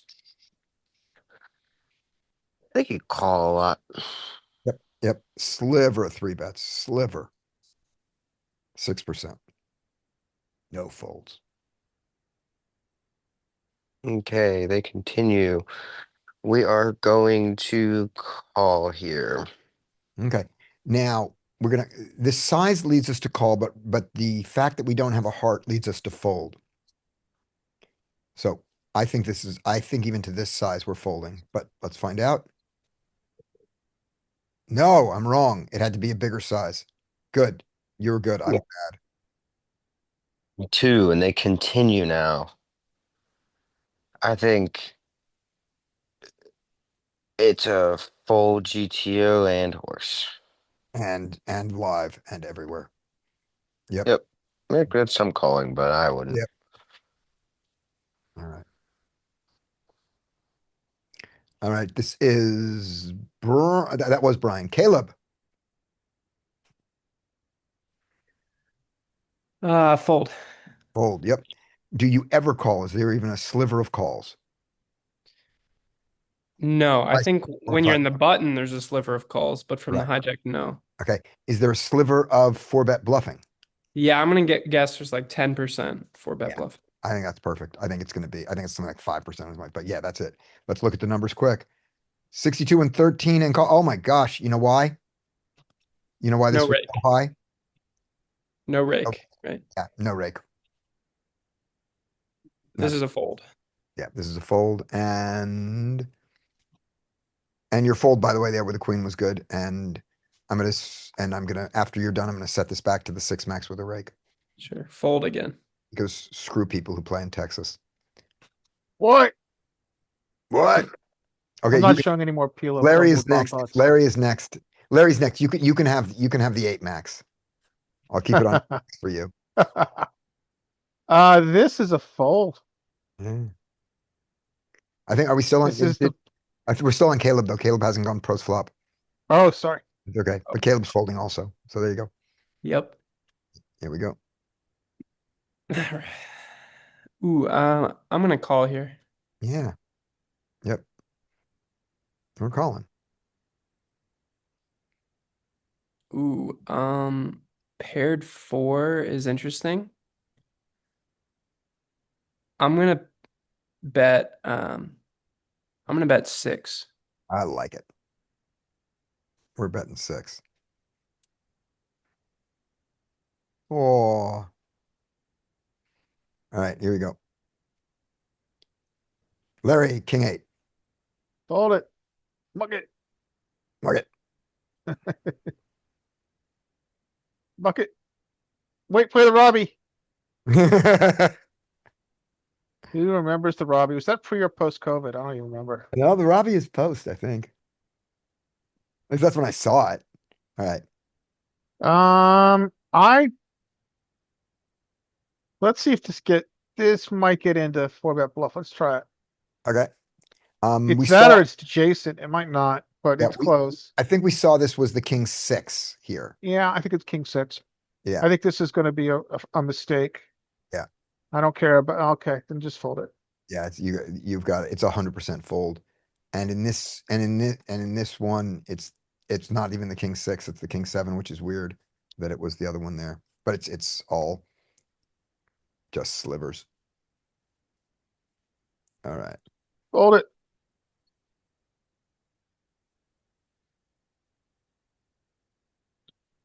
Open. Now this gets interesting.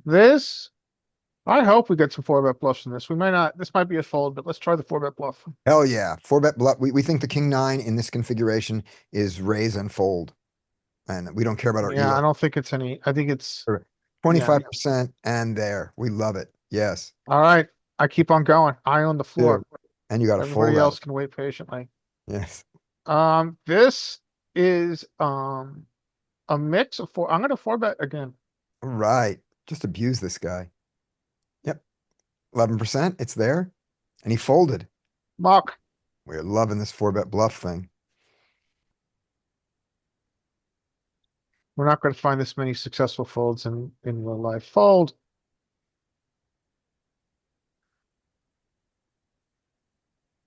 We're never playing. Fold. Well, pre-flop masters today. Call. All right, here you go. One time.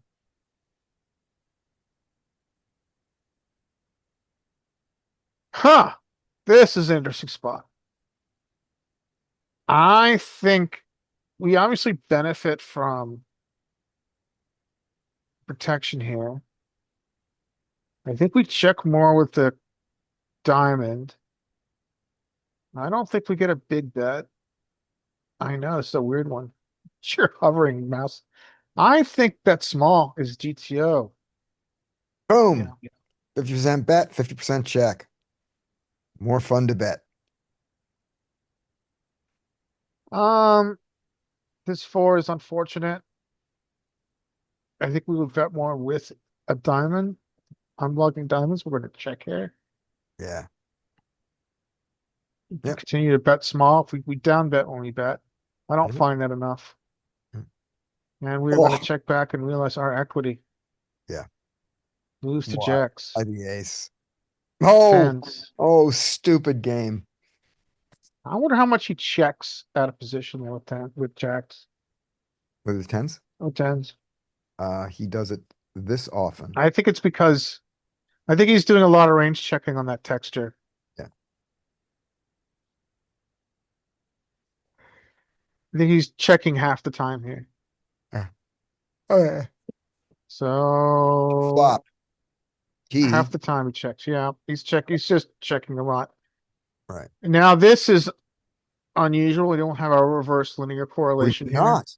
We do not have reverse And linear. I cannot understand that. 36, 32, 19. That's reverse. So it goes from 36%, then it goes down to 32, then the queens jump on it. I Jacks need someone drop smarter to down. explain that to me. I think I should. You know This what? is We see this over and over again. I'm going to ask CG in Yeah. his study session one time. it's a little mountain of things that we have here. It has the little hill. Aces, bets more than kings, which both of them bet less than queens, who bet significantly more than jacks and tens. So it isn't. I might have to do the texture. Can you just before we leave this, can you go to equity? Just click Yes. on equity right above the 90, 70, 73. The jacks and the tens is because they still have queens. Like so you're kind of value owning yourself when you. Oh yeah, that's probably a very it's probably why. They have queens and jacks. Yeah, that's a really good point, Mike. I don't need CG. I've got Mike the solver whisperer. Right. Yeah, I think you're right. They flat queens and jacks. Range versus range. Yep. Okay. Good point. And then in terms of protection, but why aces betting more than kings? But I guess it's such a small amount that who know that it doesn't matter. But you'd think that on the protection, if you're going to check, kings are the one that you want to check less than aces, and kings check more than aces. Well, Weird. Okay. good question. Good question. That's what it is. All right. Up next is, after Larry, it's Adrian, and I will change the trainer. We're going to change the trainer and session. We're going to do cash game 6 max, full hand, no ante, pre-flop, hard. I don't know what that does. Starting spot, pre-flop action, any, hero seat, hijack, villain seat, big blind. Everything is right. Go. All right. Raise, of course. Raise this guy.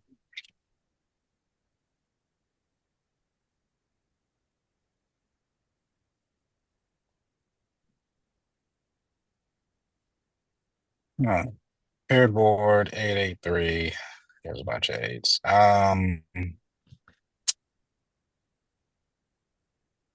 So I have the spades here. I'm going to continue. I'm going to see bet this board.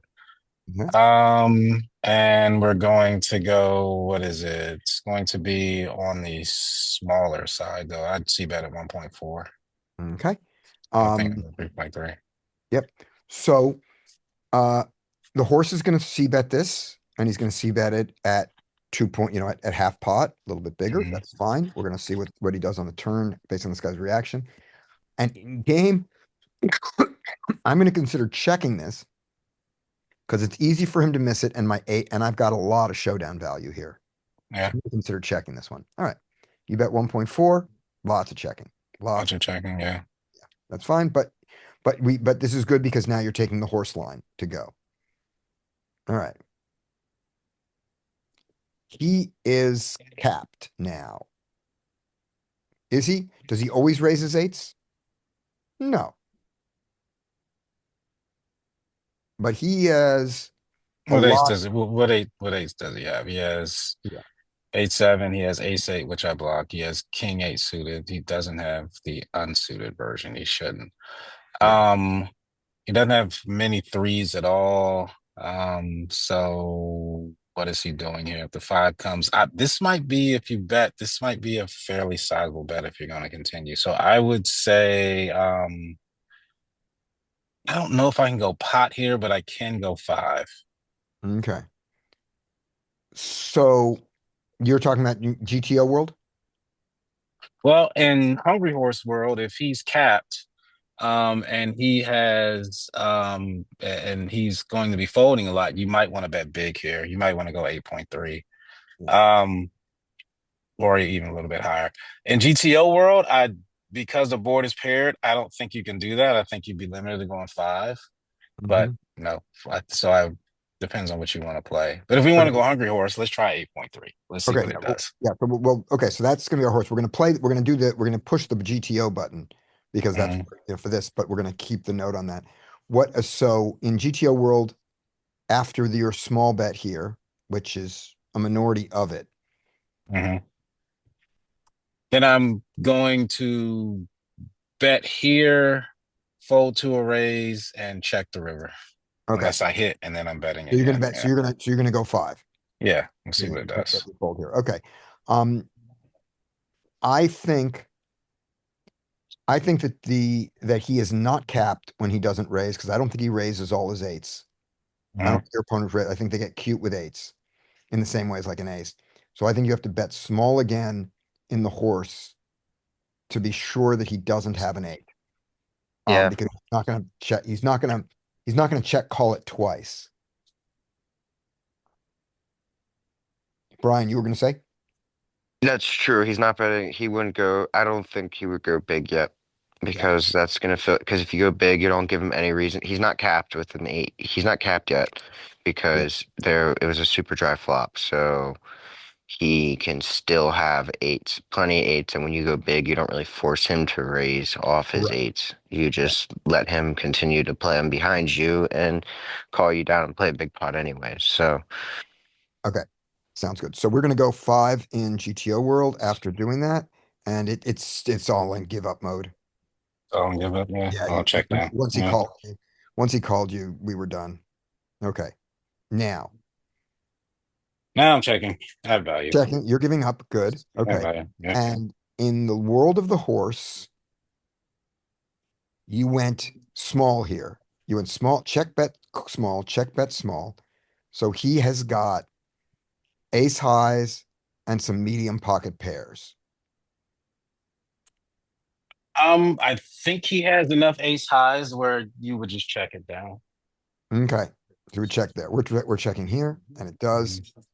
And he has medium pocket pairs, which is what we thought. And Ace three so suited. Yeah. we were going to bet, yeah. So we decided that we did cap that when he didn't raise the turn, we capped him effectively, and so we were going to bet big on the river and Yeah. get those hands right. We were going to bet big on the river there, Brian. yeah, we would go. Um, you would go to, there would be three sizes. The biggest size would be to try and get an overpair to fold, which I wouldn't really feel confident in doing. So I would go with the middling size of like 1.5 pot Okay. to get things like sixes to fold or stuff like that. Okay. Sounds good. All right. That was Adrian. Derek, you have king queen suited. Well, rage, Fuck them up. obviously raised. Yep. There we go. Raise.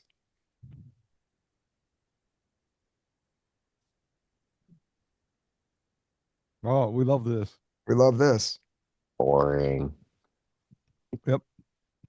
We're betting half pot-ish, so Okay. 3.3. Okay. So you're gonna go for the bigger size here. And Yep, I think 3.3. yeah, I think on in GTO world, let's see. It's rainbow. It is disconnected. And it is king high. I think we're betting range here. So I think we're betting 1.4 in GTO world. And in the horse, of course, we're betting half pot. Okay. So yep, both are right. It does a little more of the 1.4. And learning that difference is unimportant, given that you were gonna that in real world you wanted to bet about half pot. Okay. Okay, we pick up a gutter. Mm-hmm. We lose to king 10 now. We lose to jack queen now. We're Yep. still bidding king jack.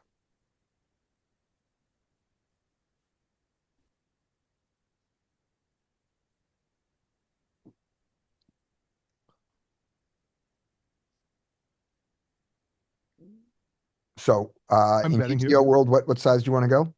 Or do you want to check behind? No, we're betting here. Good. Okay. 7.3. Sure. That makes sense to me. And in the world of the horse, I don't really I know. Can we overbet this? Now that of the hands that he called us with, his nines that he called us with were 9, 10, and 8, 9, and 9 jack. So two of those we're still beating. One of them we're losing to. His kings that he called us with were, he doesn't have ace king, was some king queen, but mostly king jack and king 10. Half of those we're beating, half of those are beating us now.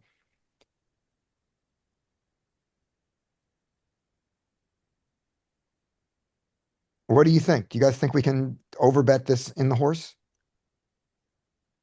It's actually a weird spot. He's in what a does the horse say you should overbet? No, And they have when inelastic inelastic. not in hands. GT. Not in GTO. In the horse, he has inelastic hands, but he also has. But has he become less capped? Well, With I think he would. This is a spot where he might either he's either going to overbet or bet small all right, because and I think he's going to overbet more than he's going to bet small because it's dumb to play against his possible two pairs that just got made. Instead, it's better to target his kings that we're still beating and his kings that picked up a flush draw and his nines that picked up a flush draw that are going to be inelastic. It's better to target them than it is to be worried about his two pairs that he just made. okay. I agree with you, and here's why. In my original thing, I gave him reasonable hands, and of those, half of them were uncapped and half of them were capped. You know, when I sort of did we got a lot of two pairs in here, and then a little bit of the jack queen in here. Real life, he's got king eight Right. still, king But seven. right. But that's what I forgot is that our real opponents have king 6 and king 7 and king 8. And when you add all those in, we can overbet.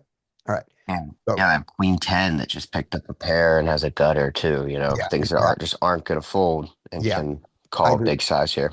Yeah, I think I think that that's right. I think we can go to the overbet here for the horse, go to 16, and we're going to go 7.3, and we're going to see if there's any 18 in there in GTO world. Yes, there is. Great. We love that it exists. We got raised.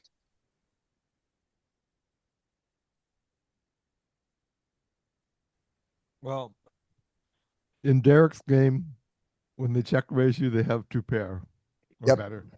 Yep. So in the Derek law, I think the Derek law is a we smart fold law. here. Yeah, We we fold. fold here. hmm But in GTO, yeah, I think we still fold. Problem is, we also have a gut shot. Yep. So let's fold without a heart. Nope. Nope. Nope. Oh. Nope. We have a gut In shot. GTO world, what do? We call. We just call. Okay. All right. Let's, and now, yeah, Washington Carver was the president. yes, exactly. All right. So here we go. And on the one it hates, if we, and he had queen jack, he had the nuts. So fuck GTO. We folded to the nuts. We had 3 outs to a chop. So we fold, right? We did. But in GTO world, we're supposed to call there. GTO world we're supposed to call because he's got bluffs like these.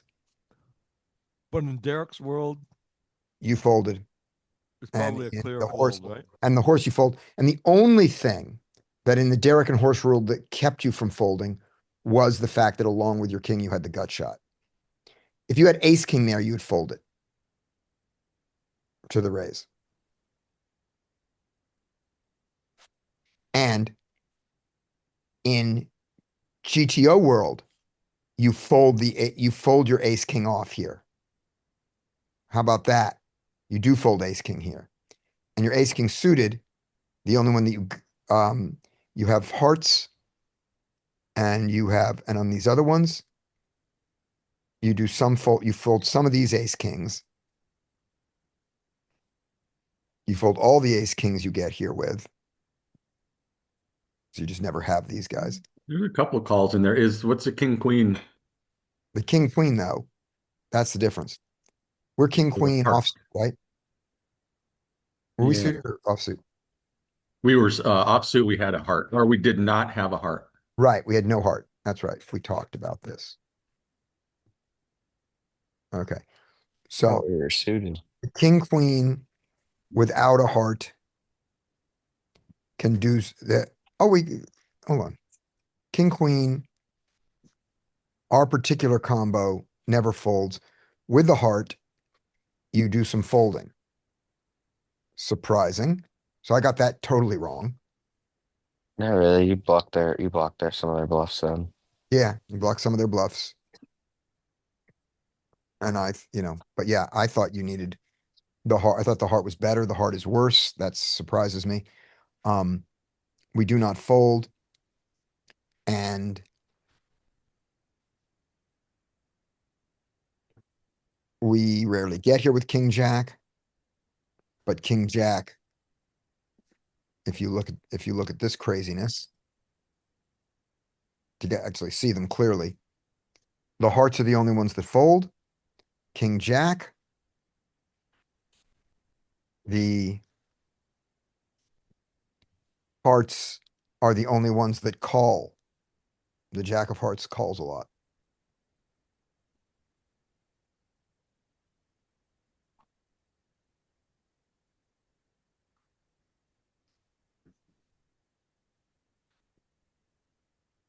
These are only hearts that get here. That's why they can bluff. Top pair and a flush draw.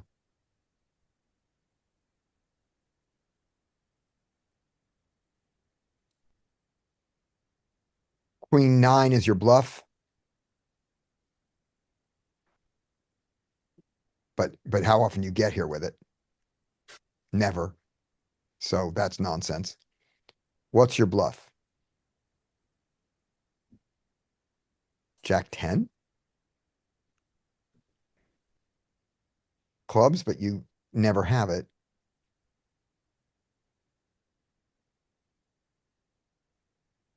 who's your bluff?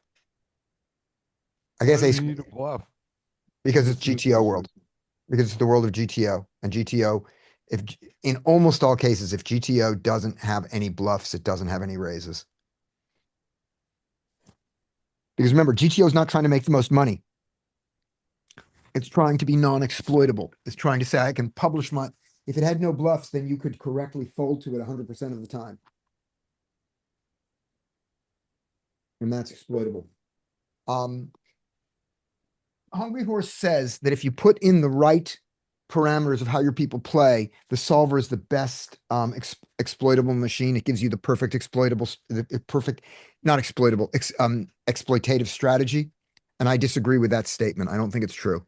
I think if you put in exactly how they play, the GTO strategy will respond with, how can I not be exploited against you?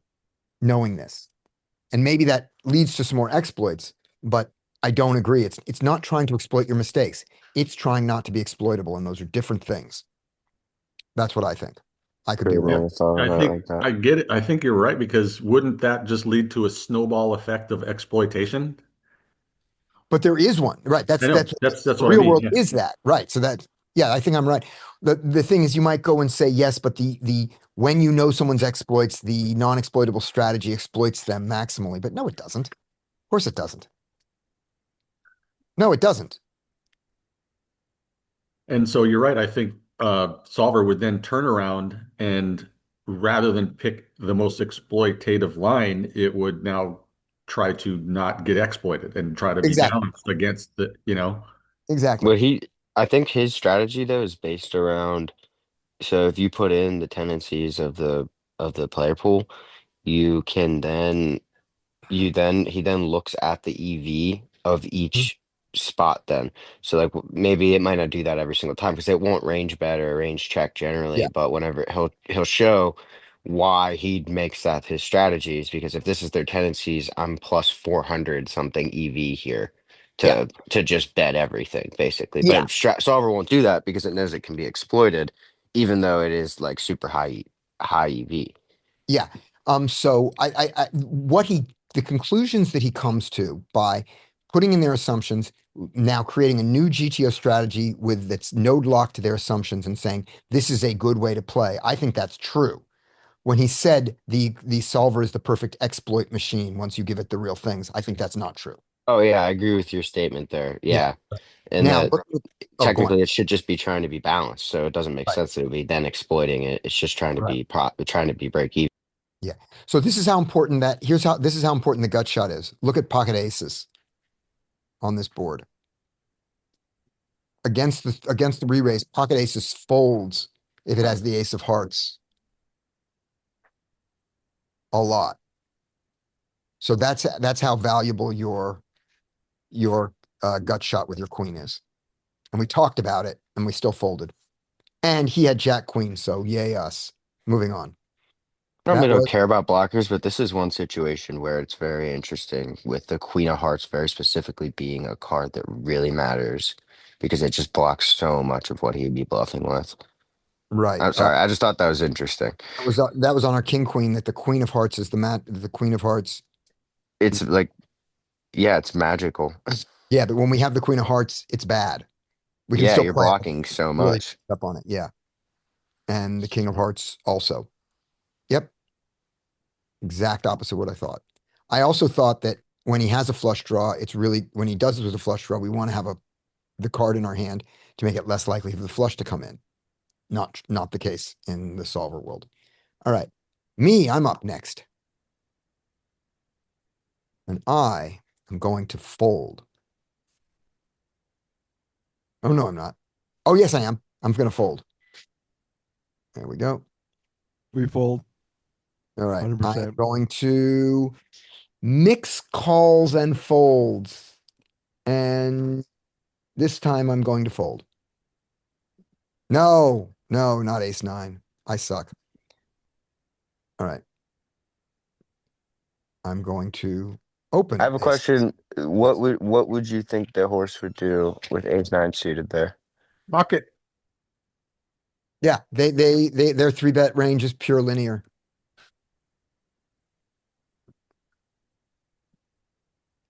think I disagree. Yeah, he might call it. He really thinks he really thinks that he's gonna know their exact cards post flop. Yeah, I mean it's partially, and it's Yeah. because if you're playing, he does it with it super deep. He's calling that 100%. What's I his think argument for calling that? one, you have a hand that has implied odds, and two, in three bet pots, players play face up, so it's very easy to take advantage of them. All right. So in that situation, ace comes out. Yeah, they might see bet the flop, but you're gonna find out on the turn and river how strong they are, and then you can, or if it comes out ace high and you had king 10, they have pocket kings. He's like, I think I can get them to put down pocket kings in that situation. Not very specifically that he's saying that, but he thinks that they play face up enough post flop that he can just destroy them. Win in position. Yeah, in position, very specifically. Out of position, I don't think he would make that play, but in position, he will absolutely try to Yeah. make that. All right. I'm gonna check this as junk. I suck. All right, but it wasn't a huge error with it. Okay, he checks there, and now having checked, I'm going to stay to the same story that I am gonna do. I suck. Okay. Again, still, it does it 39% of the time, so I'm not the worst player here. That would be. You're Oh, hey, far from the Dean just worst got player here. here. Good to see you, Dean. Next hand's yours. And the jack pairs. And do I have any showdown value? Yes, I do. I don't have to turn this into a bluff. I'm not going to. I do. I have to bluff. But valued bluff. Screw you, Wow. Mr. Solver. Screw Wow. you. Is I he open outplayed this you. early? What? This seems a bit wide. I'm surprised. Are we in 8 max? We are in 6 max and there's a sliver. And Derek and Yeah. Dean got the sliver of ace 5. This is a very, very unusual. Yeah, it looks like this. This is your. There's a tiny fucking sliver. Yeah. Yeah, I'll show it to you in a second. All right. Dean, what would you like to do? You've been 3-bet. You have ace 5. Fold. All But I right. mean, I Yeah. kind of think raise 22 would be funny. Fold. Let's fold. Good. All right. You got pocket nines. What do you want to do? Lazy daisy. All right. Nice.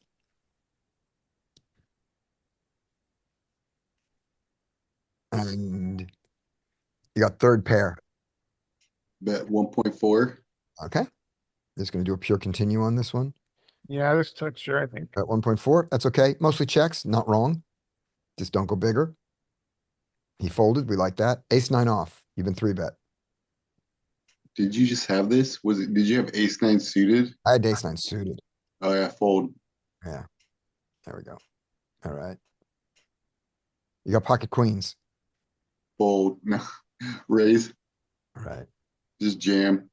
I think there's slivers of raises there. Just open jam. 100 big blinds. All right. 10, 9, 8. You have a heart. Kind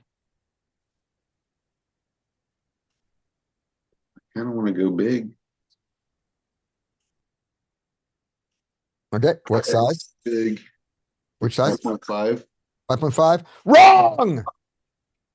Sorry. That might not have been my best pedagogical example. 3.3. It's got locked up equity. So when you go big, you just don't get to go pot here. Scotty, I think you broke character. I did a little bit broke character. So let's take a look at this one. So I'm thinking a lot of 1.4, maybe a little 3.3, but you just A don't lot get of to check too, I think. 5. Let's see. So just your range. Yeah, 3. Yeah, so the range likes this, and these sizes just don't exist. Because Jack Queen exists in his range. Yes, you block the Jack Queen there and stuff like that, but the range doesn't get to do it. And I'm queen- surprised too, Mike. I thought that would check a lot more. Yeah, bets more than I thought. We've got the gut shot to go with it. Mhm. Look at And the backdoor ace. heart. Yeah, but I mean, Well, not the the hand whole specifically, range. Oh, the whole range. Yeah, I would think the range would have more checks in it. Oh, okay. That closer to like 30%, 40% is what I would think with a 10 high board. But I guess you do have the nut advantage here and the And we range just have- advantage still. Yeah, we got just queen so many jack of our off. hand- so many of our hands interact with this. We got 9s, 10s, 8s, jack queen off. Right. So do they. But But I'm gonna give you the That's big, all I- Technically, when it comes down to, if you break down 3.3. our entire range, I think every part of our range connects to this board except for some of our lower aces. yeah, You that with either a gut shot, overpair. That's backdoor. crazy. They have Yeah. more Yeah. two pair. That's true. Please check raise me. But we have the 10-8, by the way, we have 10-8 suited in this position, in this situation. In peak that we don't have in the wizard. All right, but you wanted to go big, so I'm just gonna give you your, I'm gonna Yeah, give you, 3-3. I'm gonna give you your, the big theory, the 3-3, which it does more than the 37, so that's perfect. Here we go, and he just folds, yay. All right. After Dean, is anybody else here? Do we have anybody else new? You skipped me. I'm gonna give you, okay, Oh, poor Mike. fine. I know. Mike, here you go. Aw, I mean, Dean, the celebrity, comes in and he just takes you over. just get, I get the first pick right away, right? Yeah. Forget Dean, how about do you play Mike. this? He's been here Coach, the you whole play it, time. man. You guys forget about Mike. Yeah. All right, Mike, you got ace nine. This is kind of close. Might I think it's gonna raise though. All right. I think it's like mix. This is the mix one. Yeah, let's open it. There you go. There's your mix. Nice. Good catch. We're gonna be betting with our ace of hearts here. Um, and yeah, we'll go with the smaller size here, more of Are the we playing range. range on this board? Probably not range, but pretty decent amount of betting. It likes it, but it just Oh, likes, but it likes a bigger size. yeah, so let's see what that, and he folded. So let's just see what that range what that range looks like.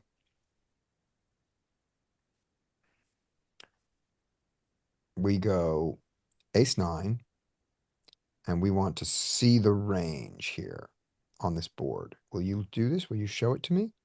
Expand. You'll just show me the hand. Okay, so if I want to see the range, what the range does, I have to hit this button instead. Now I get to here. So not a range bet, but every hand in range bets, checking 40% of the time. It's a good clip. Lots of big bets. Lots of big bets. More big bets than small bets. Small bet's not wrong. Your particular hand, ace nine off, doesn't love the small bet. And the suits, the ace of hearts, you are betting. And you're betting it big. Without the ace of hearts, you are checking. You need a nine of hearts. And then we have that weird thing that we always see. The ones that don't exist, spade diamond. Oh no, diamond exists. Sorry. This is going to be spade club. And no, we don't see that. Spade club it doesn't like these, but it does like the ace of diamonds a little bit. Okay. Good enough.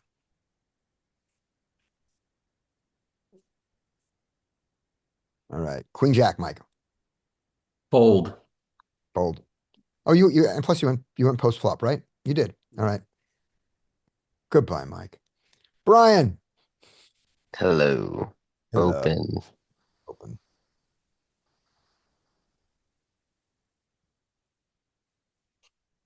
Open. Thank you. Open the worst hand in poker. Ace jack off. Okay, GTO range bet somewhat bigger, 3.3. Horse half pot. Yes. Good. 3.3, 37% of the time, 1.4, not bad. 34% of the time, the rest of the time is a check. All right. That was post flop. Caleb, pocket tens. You've been three bet. Flat. Yep. Yep. I'm folding. We're not folding. It's 67%, it's 30% folds. We're never folding. We're gonna call 70% of the time, 100% of the time. All right. He bets. I'm gonna call here. Okay. I'm gonna fold already with both overcards above you. Yeah. but I'm wrong. I fold too much in this situation. Because you Yeah. play face up post flop. Yeah, I do, but so do I'm they. just messing. I I'm know, just but so messing do they. with you. That's my thought. All right, here we go. He checks. I'll check back. Yeah, because he could do this easily with a king, easily with a king. And I don't want to turn tens into a bluff. And neither does the solver.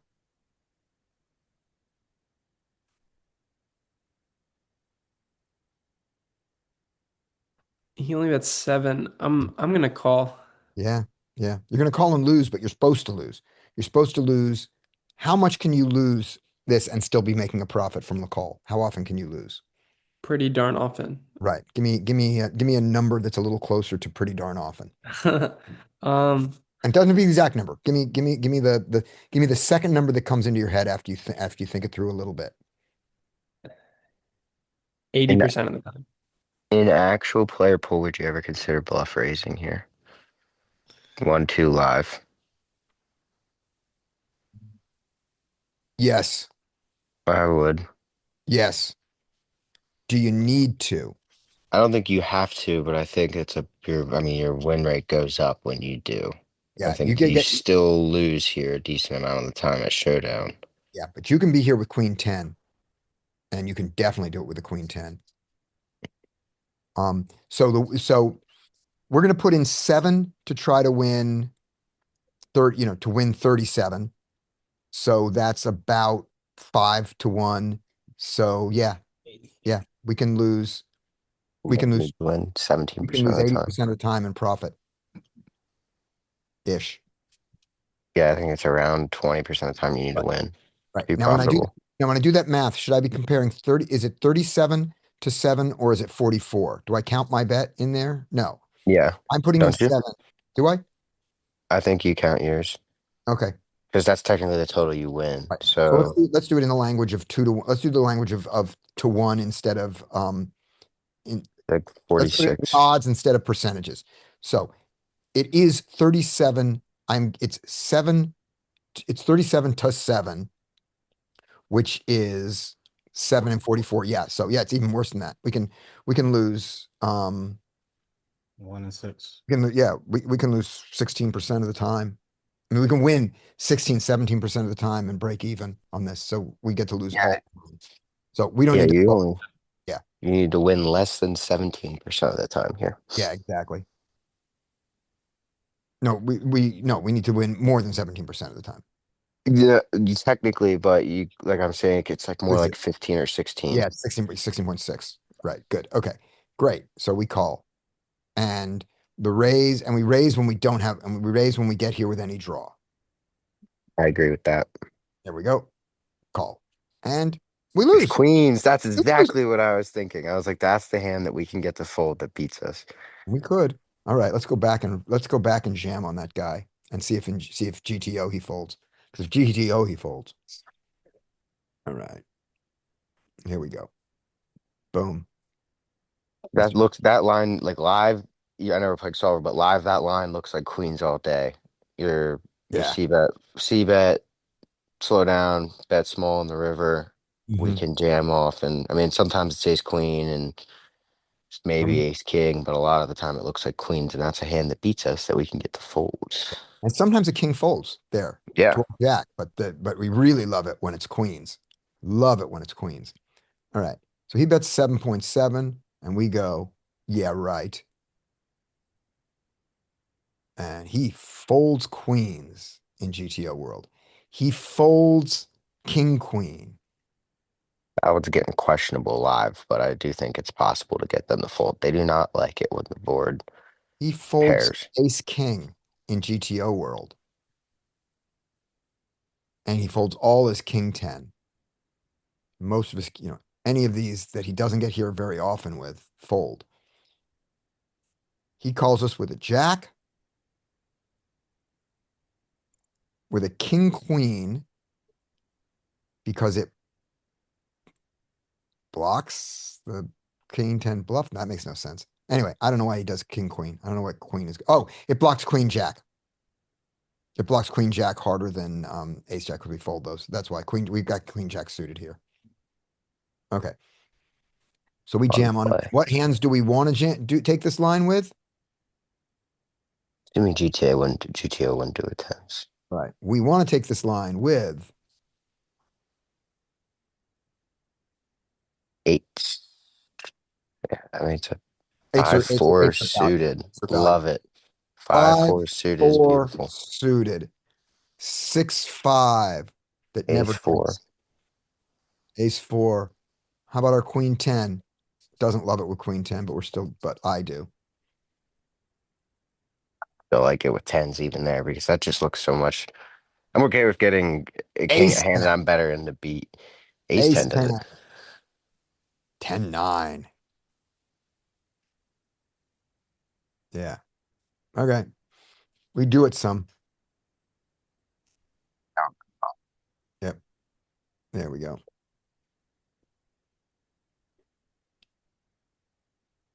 All right. We are back to this. Who was it who suggested the jam there? First, before we discuss it, who was the first one in our group who suggested the jam?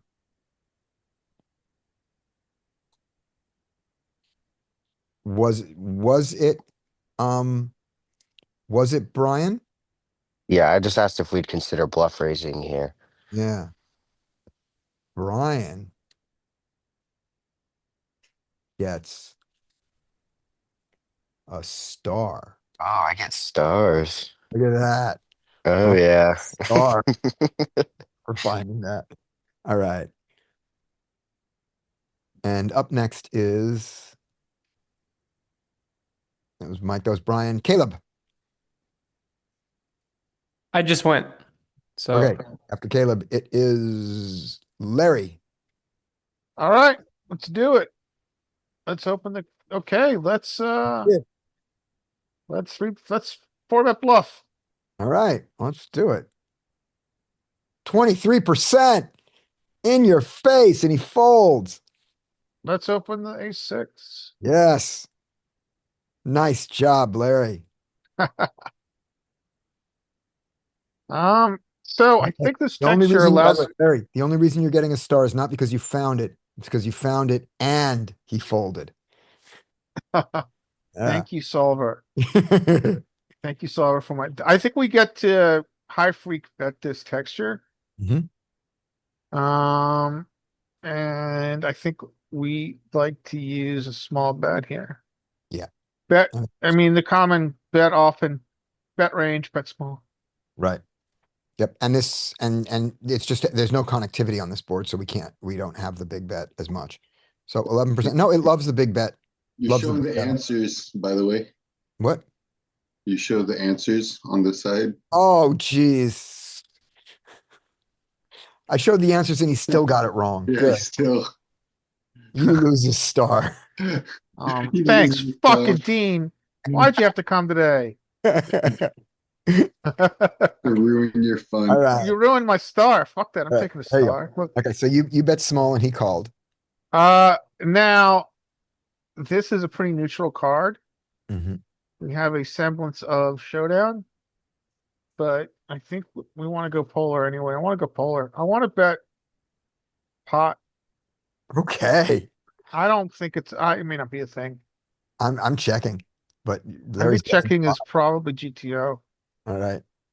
I wonder Boom. though. 12%. All All right. What does it we're like to gonna be look at this. mostly? It was hard for me to tell. Yeah, that flew by. We're gonna look at that one. That okay. All right. And now he calls. It sometimes will take, let me see. So what are we blocking? We're blocking. We're not blocking anything. Blocking 6-8, It doesn't Your have six. 6-8. Doesn't have it. ace-3. Now we're blocking these 3. We might continue. Let's overbet 37. Okay, so you just took a horse-like line also. You ignoring your hand for a second. You got this king high flop. You bet, half pot-ish. He didn't raise you. On the turn, you bet big, not overbet, to try to get the max from it, and and he still stayed capped. In the river, he's capped. Let's get him to fold everything between a 7, everything but a king. So yeah, 37 does it. Maybe 87 even gets him to fold a king. Yeah, I Maybe might have not. show soon. So you're going to 37, right? Continue the story. All right. Yeah, I got it Oh, right. Let's continue the no. story here. And he Just folds folded it. king queen. He folded So king queen. I wonder actually if horse would take a different line. I wonder Really? if horse would bet 50 on flop, bet small on turn, attempting to induce check raises we can fold to. And then if he calls, then we know he's capped. We've recapped him. Was it And a then not we would, changing card on the turn? I and don't think you then, have to recap him. It wasn't a nut changing card, was it? Yeah. Unless it's a nut changing card, he generally doesn't do that. Yeah. okay, maybe I misunderstand that Yeah, we bet big. strategy. Yeah, you did exactly it. You bet big. I mean, he would have overbet the turn to make that last bet instead of 37 to make it all in. Okay, maybe I think I have to revisit that strategy. Okay. I don't know about the Okay, so Brian, Mm. give the texture. give the explanation of what's going on, of when we need to cap and recap him on the turn. So when there's nut changing cards is when you want to continue to bet small to recap them. So and then you're going to run into brick walls occasionally too in that situation because there are cards that sometimes they won't, when they're just completely invulnerable, they won't raise it. But then you don't want to focus on the invulnerable hands. You just focus on the weaker hands to fold out. But so if it was like a flush draw on the flop, you bet half pot like normal. He doesn't raise. A lot of the players play passively. Then the flush comes in on the turn, and it doesn't matter what you have. It matters what he has. He checks to you. You would continue to bet half pot around that area to get him to raise off his flushes. And when he doesn't raise, you're now in the assumption that you're either running into a complete brick wall or he's entirely capped, and you're leaning towards entirely capped because when you bet small, when they have a great hand, they want to put more money in. And then on the river, when he doesn't lead into you with his flush, with his ace high flush, he's leading into you all day, is his assumption. So when they don't donk into you, now they are completely capped and you can just jam off and get them to fold everything. Right. Okay, Now it's not 100% science, obviously, but Yeah. I found it to be very true with that when they slow play those big hands, they do jam them on the river, or they do donk on the river big to get because they're scared of it checking through. okay. I thought the strategy was a little less sensitive to textures. I will revisit it. Yeah. It's And the idea is you say on the flop our question, because that was on the paired board. We said, do they raise all their strong stuff? And on that 8-8 4 board or whatever it was, I said I don't know that they raise all their eights here. not until that Right. flush card comes in, then you would want to try and recap them. They're right. Then we bet small and we go, now they're going to do it because of the 2 flush cards, and if they don't do it, we're gonna stuff it in their face. Now, your stuff it in their face size of 37 was really good given your pot size bet on the turn. The difference is the horse is going to go over pot here on the turn to make the big boy bet of jam to capture a little more money from him here because he calls with his king. I think he would actually adjust that too. I'm not 100% sure because I think if he was deeper, he would go bigger, but I don't think if at 100 big blinds deep, he's gonna go quite that big on Okay. the turn because he wants to have a giant overbet usually, not like 2x pot usually. Yeah. Because we're trying to get kings to fold at that Yeah. point. We did. We got a king to fold. All right. So, Larry, you're here with the ace 6 of hearts on the flop. And you can do some checking back, which is what I would have done. But yours was better, and it wants so we wanted to see its sizes. It likes on your ace 6. Yeah, we get big bets on this texture. It's a dry, somewhat Big and static board. Yeah. big and even pot. on Yeah, the flop, we right? We're get on the big flop bets here. on this texture. Oh, sorry, and this is turn. This is turn. I went too far. No, this is, we're in the right place. Yeah, pot, right. So here we go. So we like, and we really like we really like an overbet here. We overbet this one. That's where it all Yeah, is. this texture 38% makes overbet. sense. Yeah, Can you not click just, on how much? Can you click on overbets and see where they come from? yes. We don't have the majority of overbets in our range.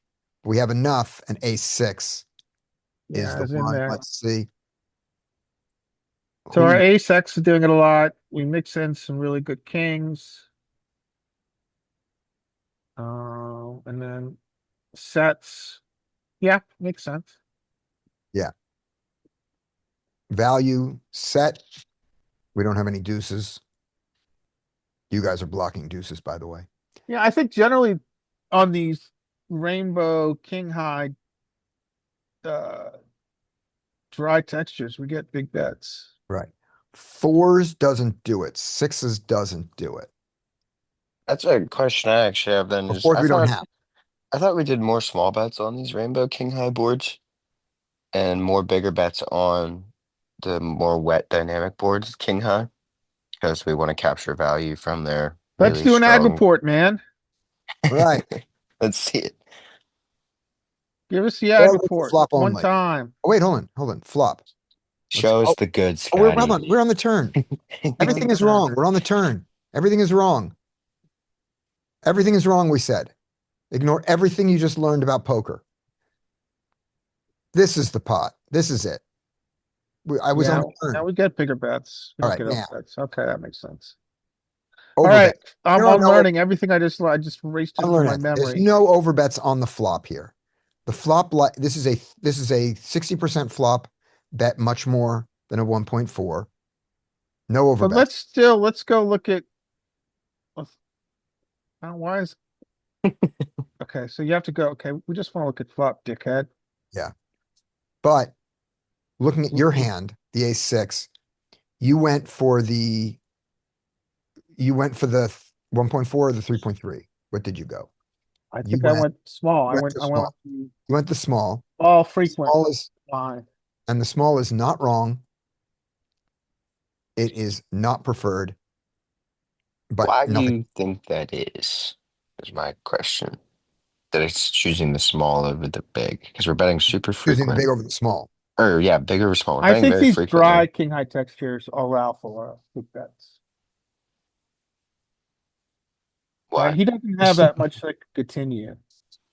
I mean, this is as king 7-2 is as dry as it gets. It's the driest texture. Yeah.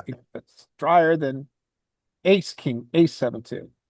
And so because of that, we get bigger bets on a dry texture where he just doesn't have much like continue. So I Fold mean, out a I large thought part of about his it. range. I thought about you want him to fold a large. I was thinking of it as in like on a wet board, we want to bet bigger so that we can capture more value from his draws that are going to be continuing wider. Well, let's look at All an right, let's ag make it report. wet. All right, let's look at the here's your numbers. Excuse me. We got 30% check, All right. Yeah. 50% big bet. We're gonna do a poor man's ag report. Yes. Yeah. All the poor men doing poor man's ag. We got All that. the poor Now 1-2 players do a we poor got man's that. ag. And now we're going to change this to, we're just going King to, 9-8. I'm going to first make a flush draw. I'm going to do the same thing. Oh. King, 9, deuce, right? That's what it was? King 7 deuce. 7 deuce. 7 deuce. King 7 deuce. Just give it a flush draw. That's all. He checks. And now compare these numbers here. Boom. More small betting. Yep. Yeah, more small betting. But still a decent amount of big bets. Yeah. Yeah, I think the rainbow texture allows for bigger bets. Yep. Hmm. And by All the way, right. this Go ahead, rule, sorry. this rule I'm of a bet- wide person. this rule of when it's got a flush draw, we have to bet smaller is not true of all boards. We've found this going in one direction and the other direction. All right, can we look at an ag report now? Yes, maybe. Let's look at the ag report and just compare bet size, Right. rainbow versus two-tone. There we go. Ag report. So let's change to so let's make it rainbow first Okay. on the left. Oh, do you remember the ag report error? We may get beat up by the Actually, ag they told report. us that it was, we were wrong. Oh, we found it here. Okay, let's find it.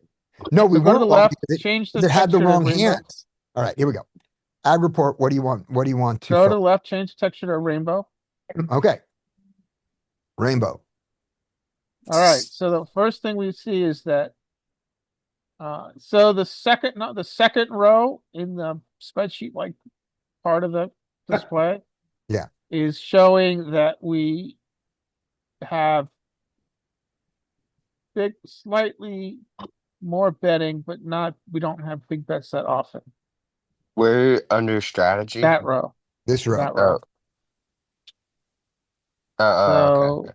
Okay. That's saying we're filtering to 26% of flops, right? And Yep. then it's saying that we get slightly more big bets, but not that much. So like so big betting is like, Well, let's do rainbow to flush draw. So all right, so now let's go to rainbow. flush draw. Yeah, because we don't want to go rainbow versus all. Change it, then Rainbow uncheck that and go to two-tone. versus right now rainbow versus All right, you're showing both. Got to show yeah, one. rainbow, two-tone. There we go. Rainbow. This is our two-tone boards. All right, so on two-tone boards, we're seeing we are actually betting more. Well, it doesn't.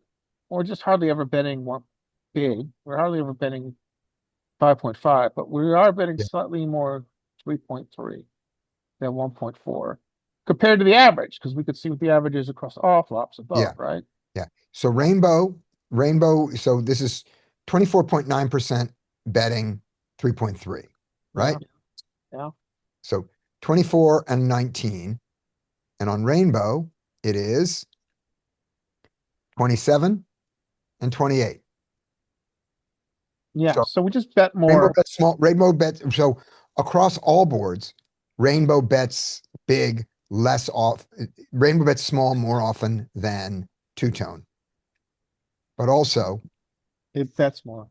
yeah, it isn't that this bet, it's that you don't have as many small bet. You lose your small bets on two-tone that you have on rainbow. Now let's That's just level 50%. set and look at monotone. Our thought is that monotone has mostly Yeah. small bets. Monotone, At same place.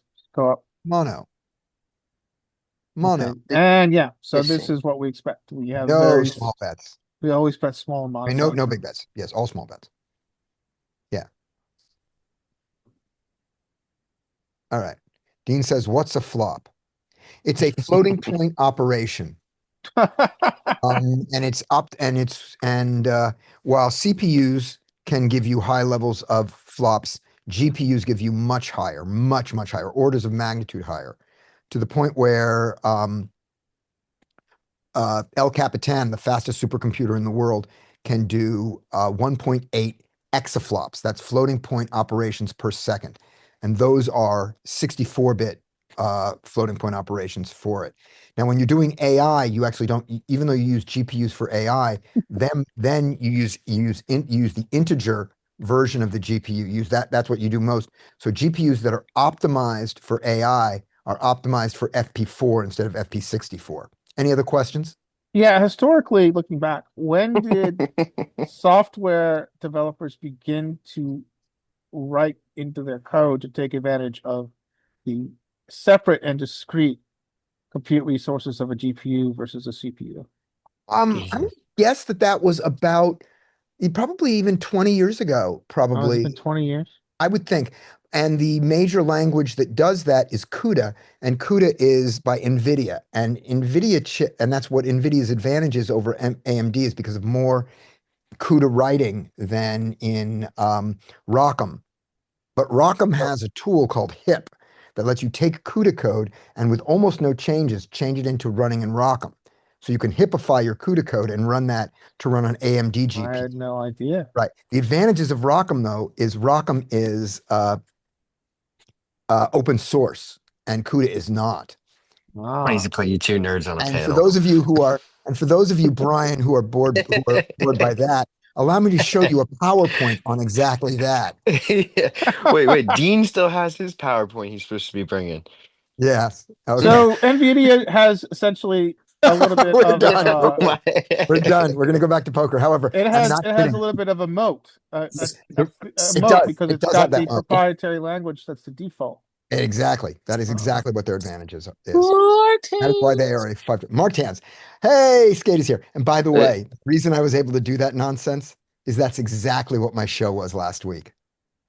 Were you working for AMD? I was working for AMD last week talking about talking about GPUs at a show called Supercomputing about the world's biggest supercomputer. Are they the only competitor that's left for NVIDIA? In the GPU space? Yeah. Yeah. Well, Intel was trying to make GPUs Yeah. and they shut down their Yeah, they gave up and said we're just partner with NVIDIA. And while AMD competes with NVIDIA, heads up, they also partner with them because when you use NVIDIA chip, AMD CPUs, because they do CPUs and GPUs, they do with it. Now we're done with this. But yeah, this is what I talked about all of last week. So I could do 15 minutes of this straight, no problem. Good times. Now, ask the other question. lost. Do I know what any of the No. words mean? Maybe a little bit. Fuck you, I know what all of them mean. I'm a very convincing presenter. That's what I learn what they mean to do it. Let me know when you want to know about proton therapy for cancer treatment. I want to know about King High. Let's Yes. see what if we put in boards that are in the ag report. Yeah. So I think we can pick board type high, and let's board type. No, let's do. You can click on the king below, right? Right. Yeah. No, you board type king high. There we go. King high. Oh, here you do it like this. There we go, king high. All right, and then pick. Oh, you can't really do anything else. I want to see like king high disc. Okay, do king high disconnected and then rainbow, and let's see if we get big bets. So King you high, got the king, that's good. Disconnected, and then make it rainbow for texture, rainbow. and then just for fun, make it no straight. Okay. No straight. All right, now we can see that we bet a lot more than, but we don't necessarily get big bets. Can We you have some- compare the B30, the 3.3, 23%, and then above that, go to average for that? Oh, the Above average. 22. Yeah, it's not much difference. Yeah. We're just We- betting a lot more on those boards. Size down there. Yeah. We're betting a lot more, And but we're two-tone. betting small and often. Right. And two-tone does push us into the bigger size. Okay. Oh, hold on. Now we got too many things on there. Okay. Two-tone compared to the average. Yeah, now we're betting a bit Fewer more big bets. bets. Now rainbow compared to the average, more small bets. Okay. Than the average. Back to poker. Skate is here. Skate has not had a hand yet. What's up, Skate?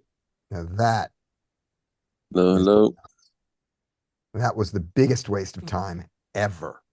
Skate, why don't you come to our sessions anymore, man? And are you giving up on us? He's He here. found a new group that's way cooler than us. Yeah, I found a Oh, new, man. cooler, way better group. Actually, no, I didn't pass the wolf tryouts, so I have to wait a few more months till they open again.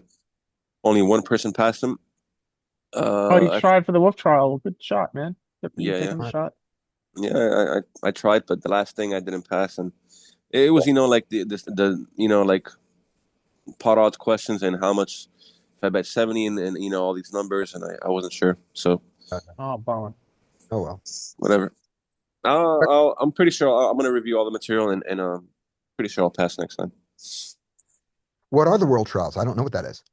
The wolf trouts they're like it's a month long, 4 sessions where he evaluates your skill set, the coach, and he does little small tests, a little bit of homework in the beginning, and then at the end he decides who's on the contract and who sticks around.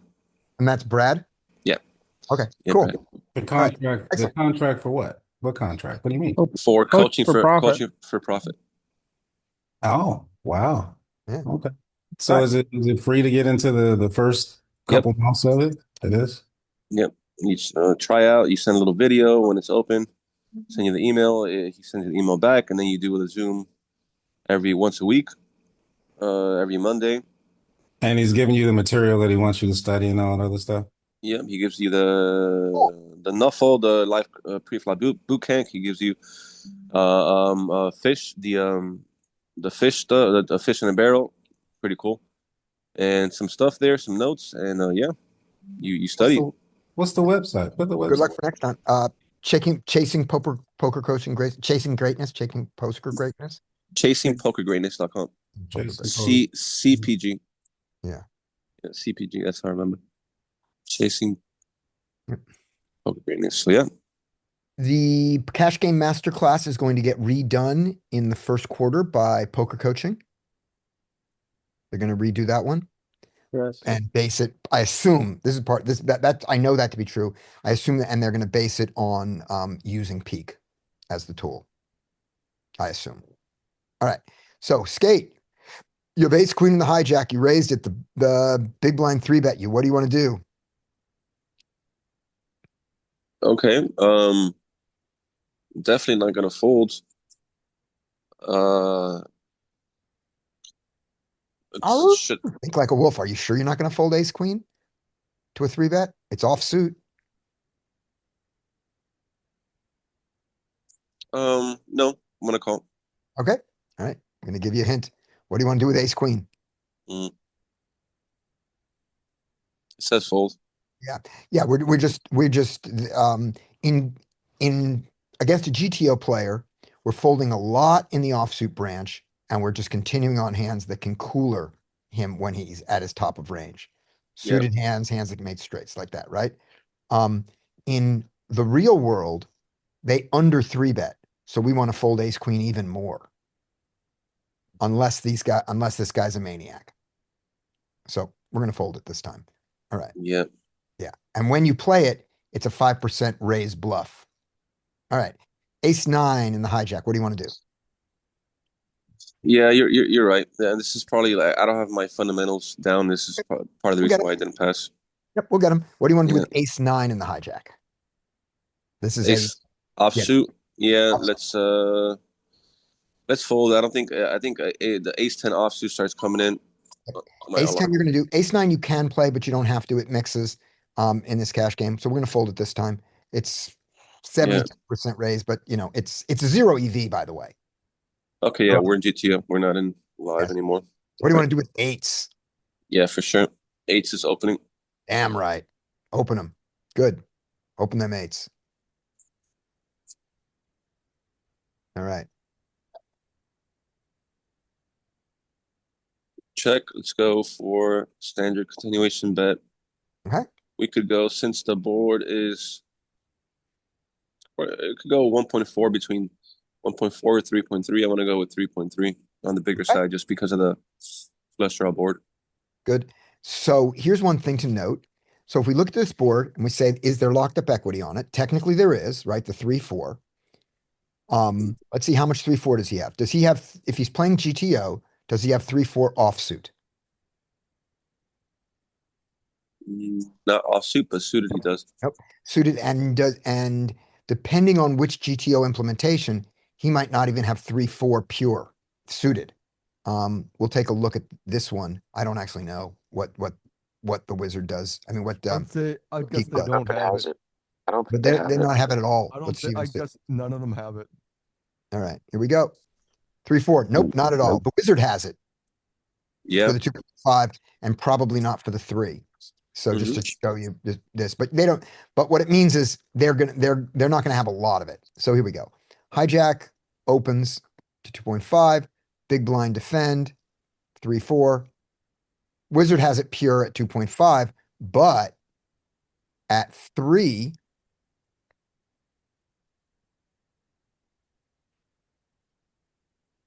I bet we start folding out the 3-4 in the big blind. Yeah. Hijack Well, I think raise. we did open to 2.5, right? Did I do it wrong? What? We did open to 2.5 though, I'm pretty Yeah, sure, we right? did. We did. I was just saying, so when we look at this flop, when we think about this flop and going, well, this is go back to this flop. This is a flop that, here we are. So this is a flop that the locked up equity is 3-4. And he doesn't have a lot of 3-4. And as a matter of fact, in peak, he don't got no 3-4. So therefore, there's no locked up equity. But he's got deuces, fives, and sixes, all for sets. We only have sixes and fives. He's got all of the flush draws around here. He's got 7-8. He's got 8-9. He's got 7-9. And 4-7, I don't think he has. I don't think he has 4-7. Big blind. Yeah, doesn't have 7-4. So not killing us there, but he got some stuff. So with that in mind, we don't have to worry very much about locked up equity on this board when we did bet. So what bet? So you wanted to bet, Skate, and what size do you want to bet? A question real quick. Yep. Yeah. When you talk about locked up equity, like how does that affect your decision moving forward? Pushes our our bet sizes down. That's what I would think. Because when both of us have the equal locked up, when it's a board where we both have the nuts, when we have the nuts, we don't always want to bet so big because we want to get money in, and we don't have the nuts, they can have the nuts. And then on a board where they can have the nuts and we can't have the nuts, then we definitely don't want to bet big because we're just sticking our heads in a noose.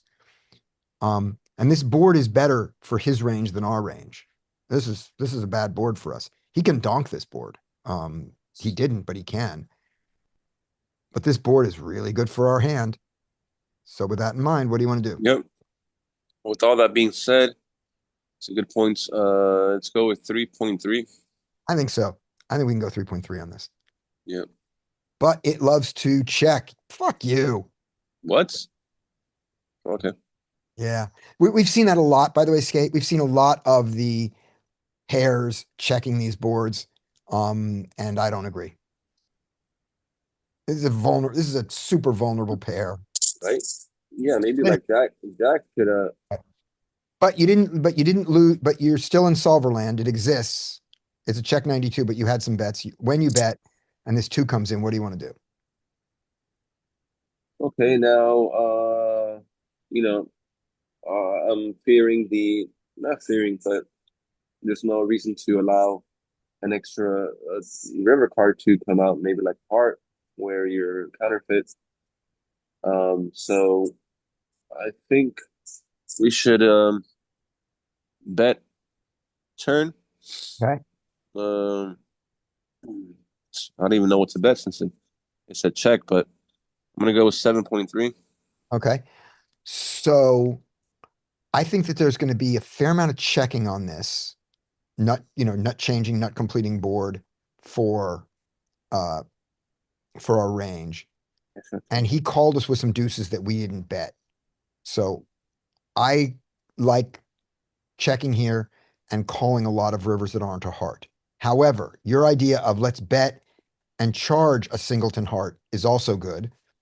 7.3, getting it all the way up there. I almost think we have to bet small because of the nut changer, but let's give it a try. 7.3, yeah, it doesn't love the 7.3. It just loves the check there.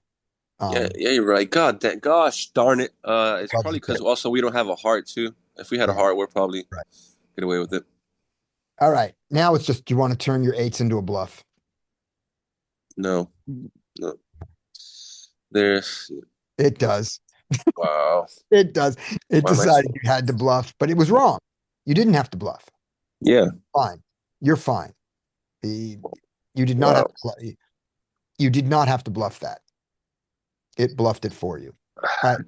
Last hand, Skate. You got 5s. You got 3 bet. Okay, let's memorize the chart that we saw. Yeah, 5s are gonna be out of there. Okay.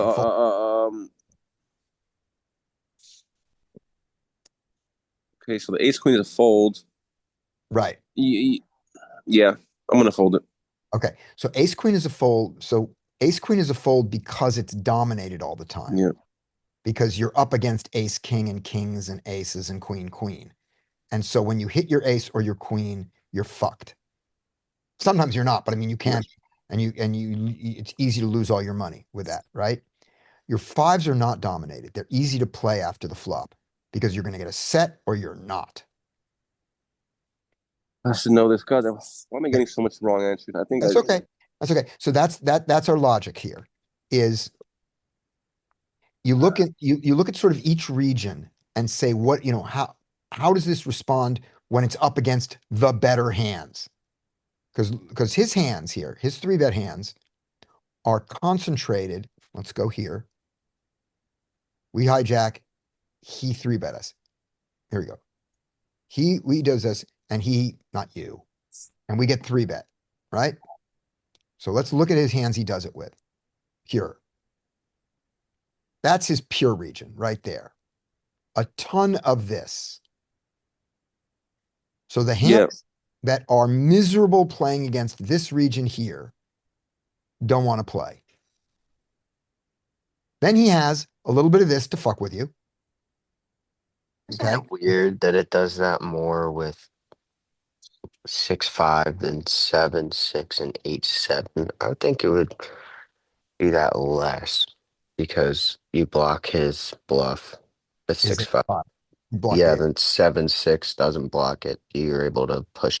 You can still be up against this ace-5 more often. yeah. Let's look at the offsuit branch because remember the offsuit branch is so much better represented than this. So there we go. His nines are his worst one, right? So he's going to fold out these.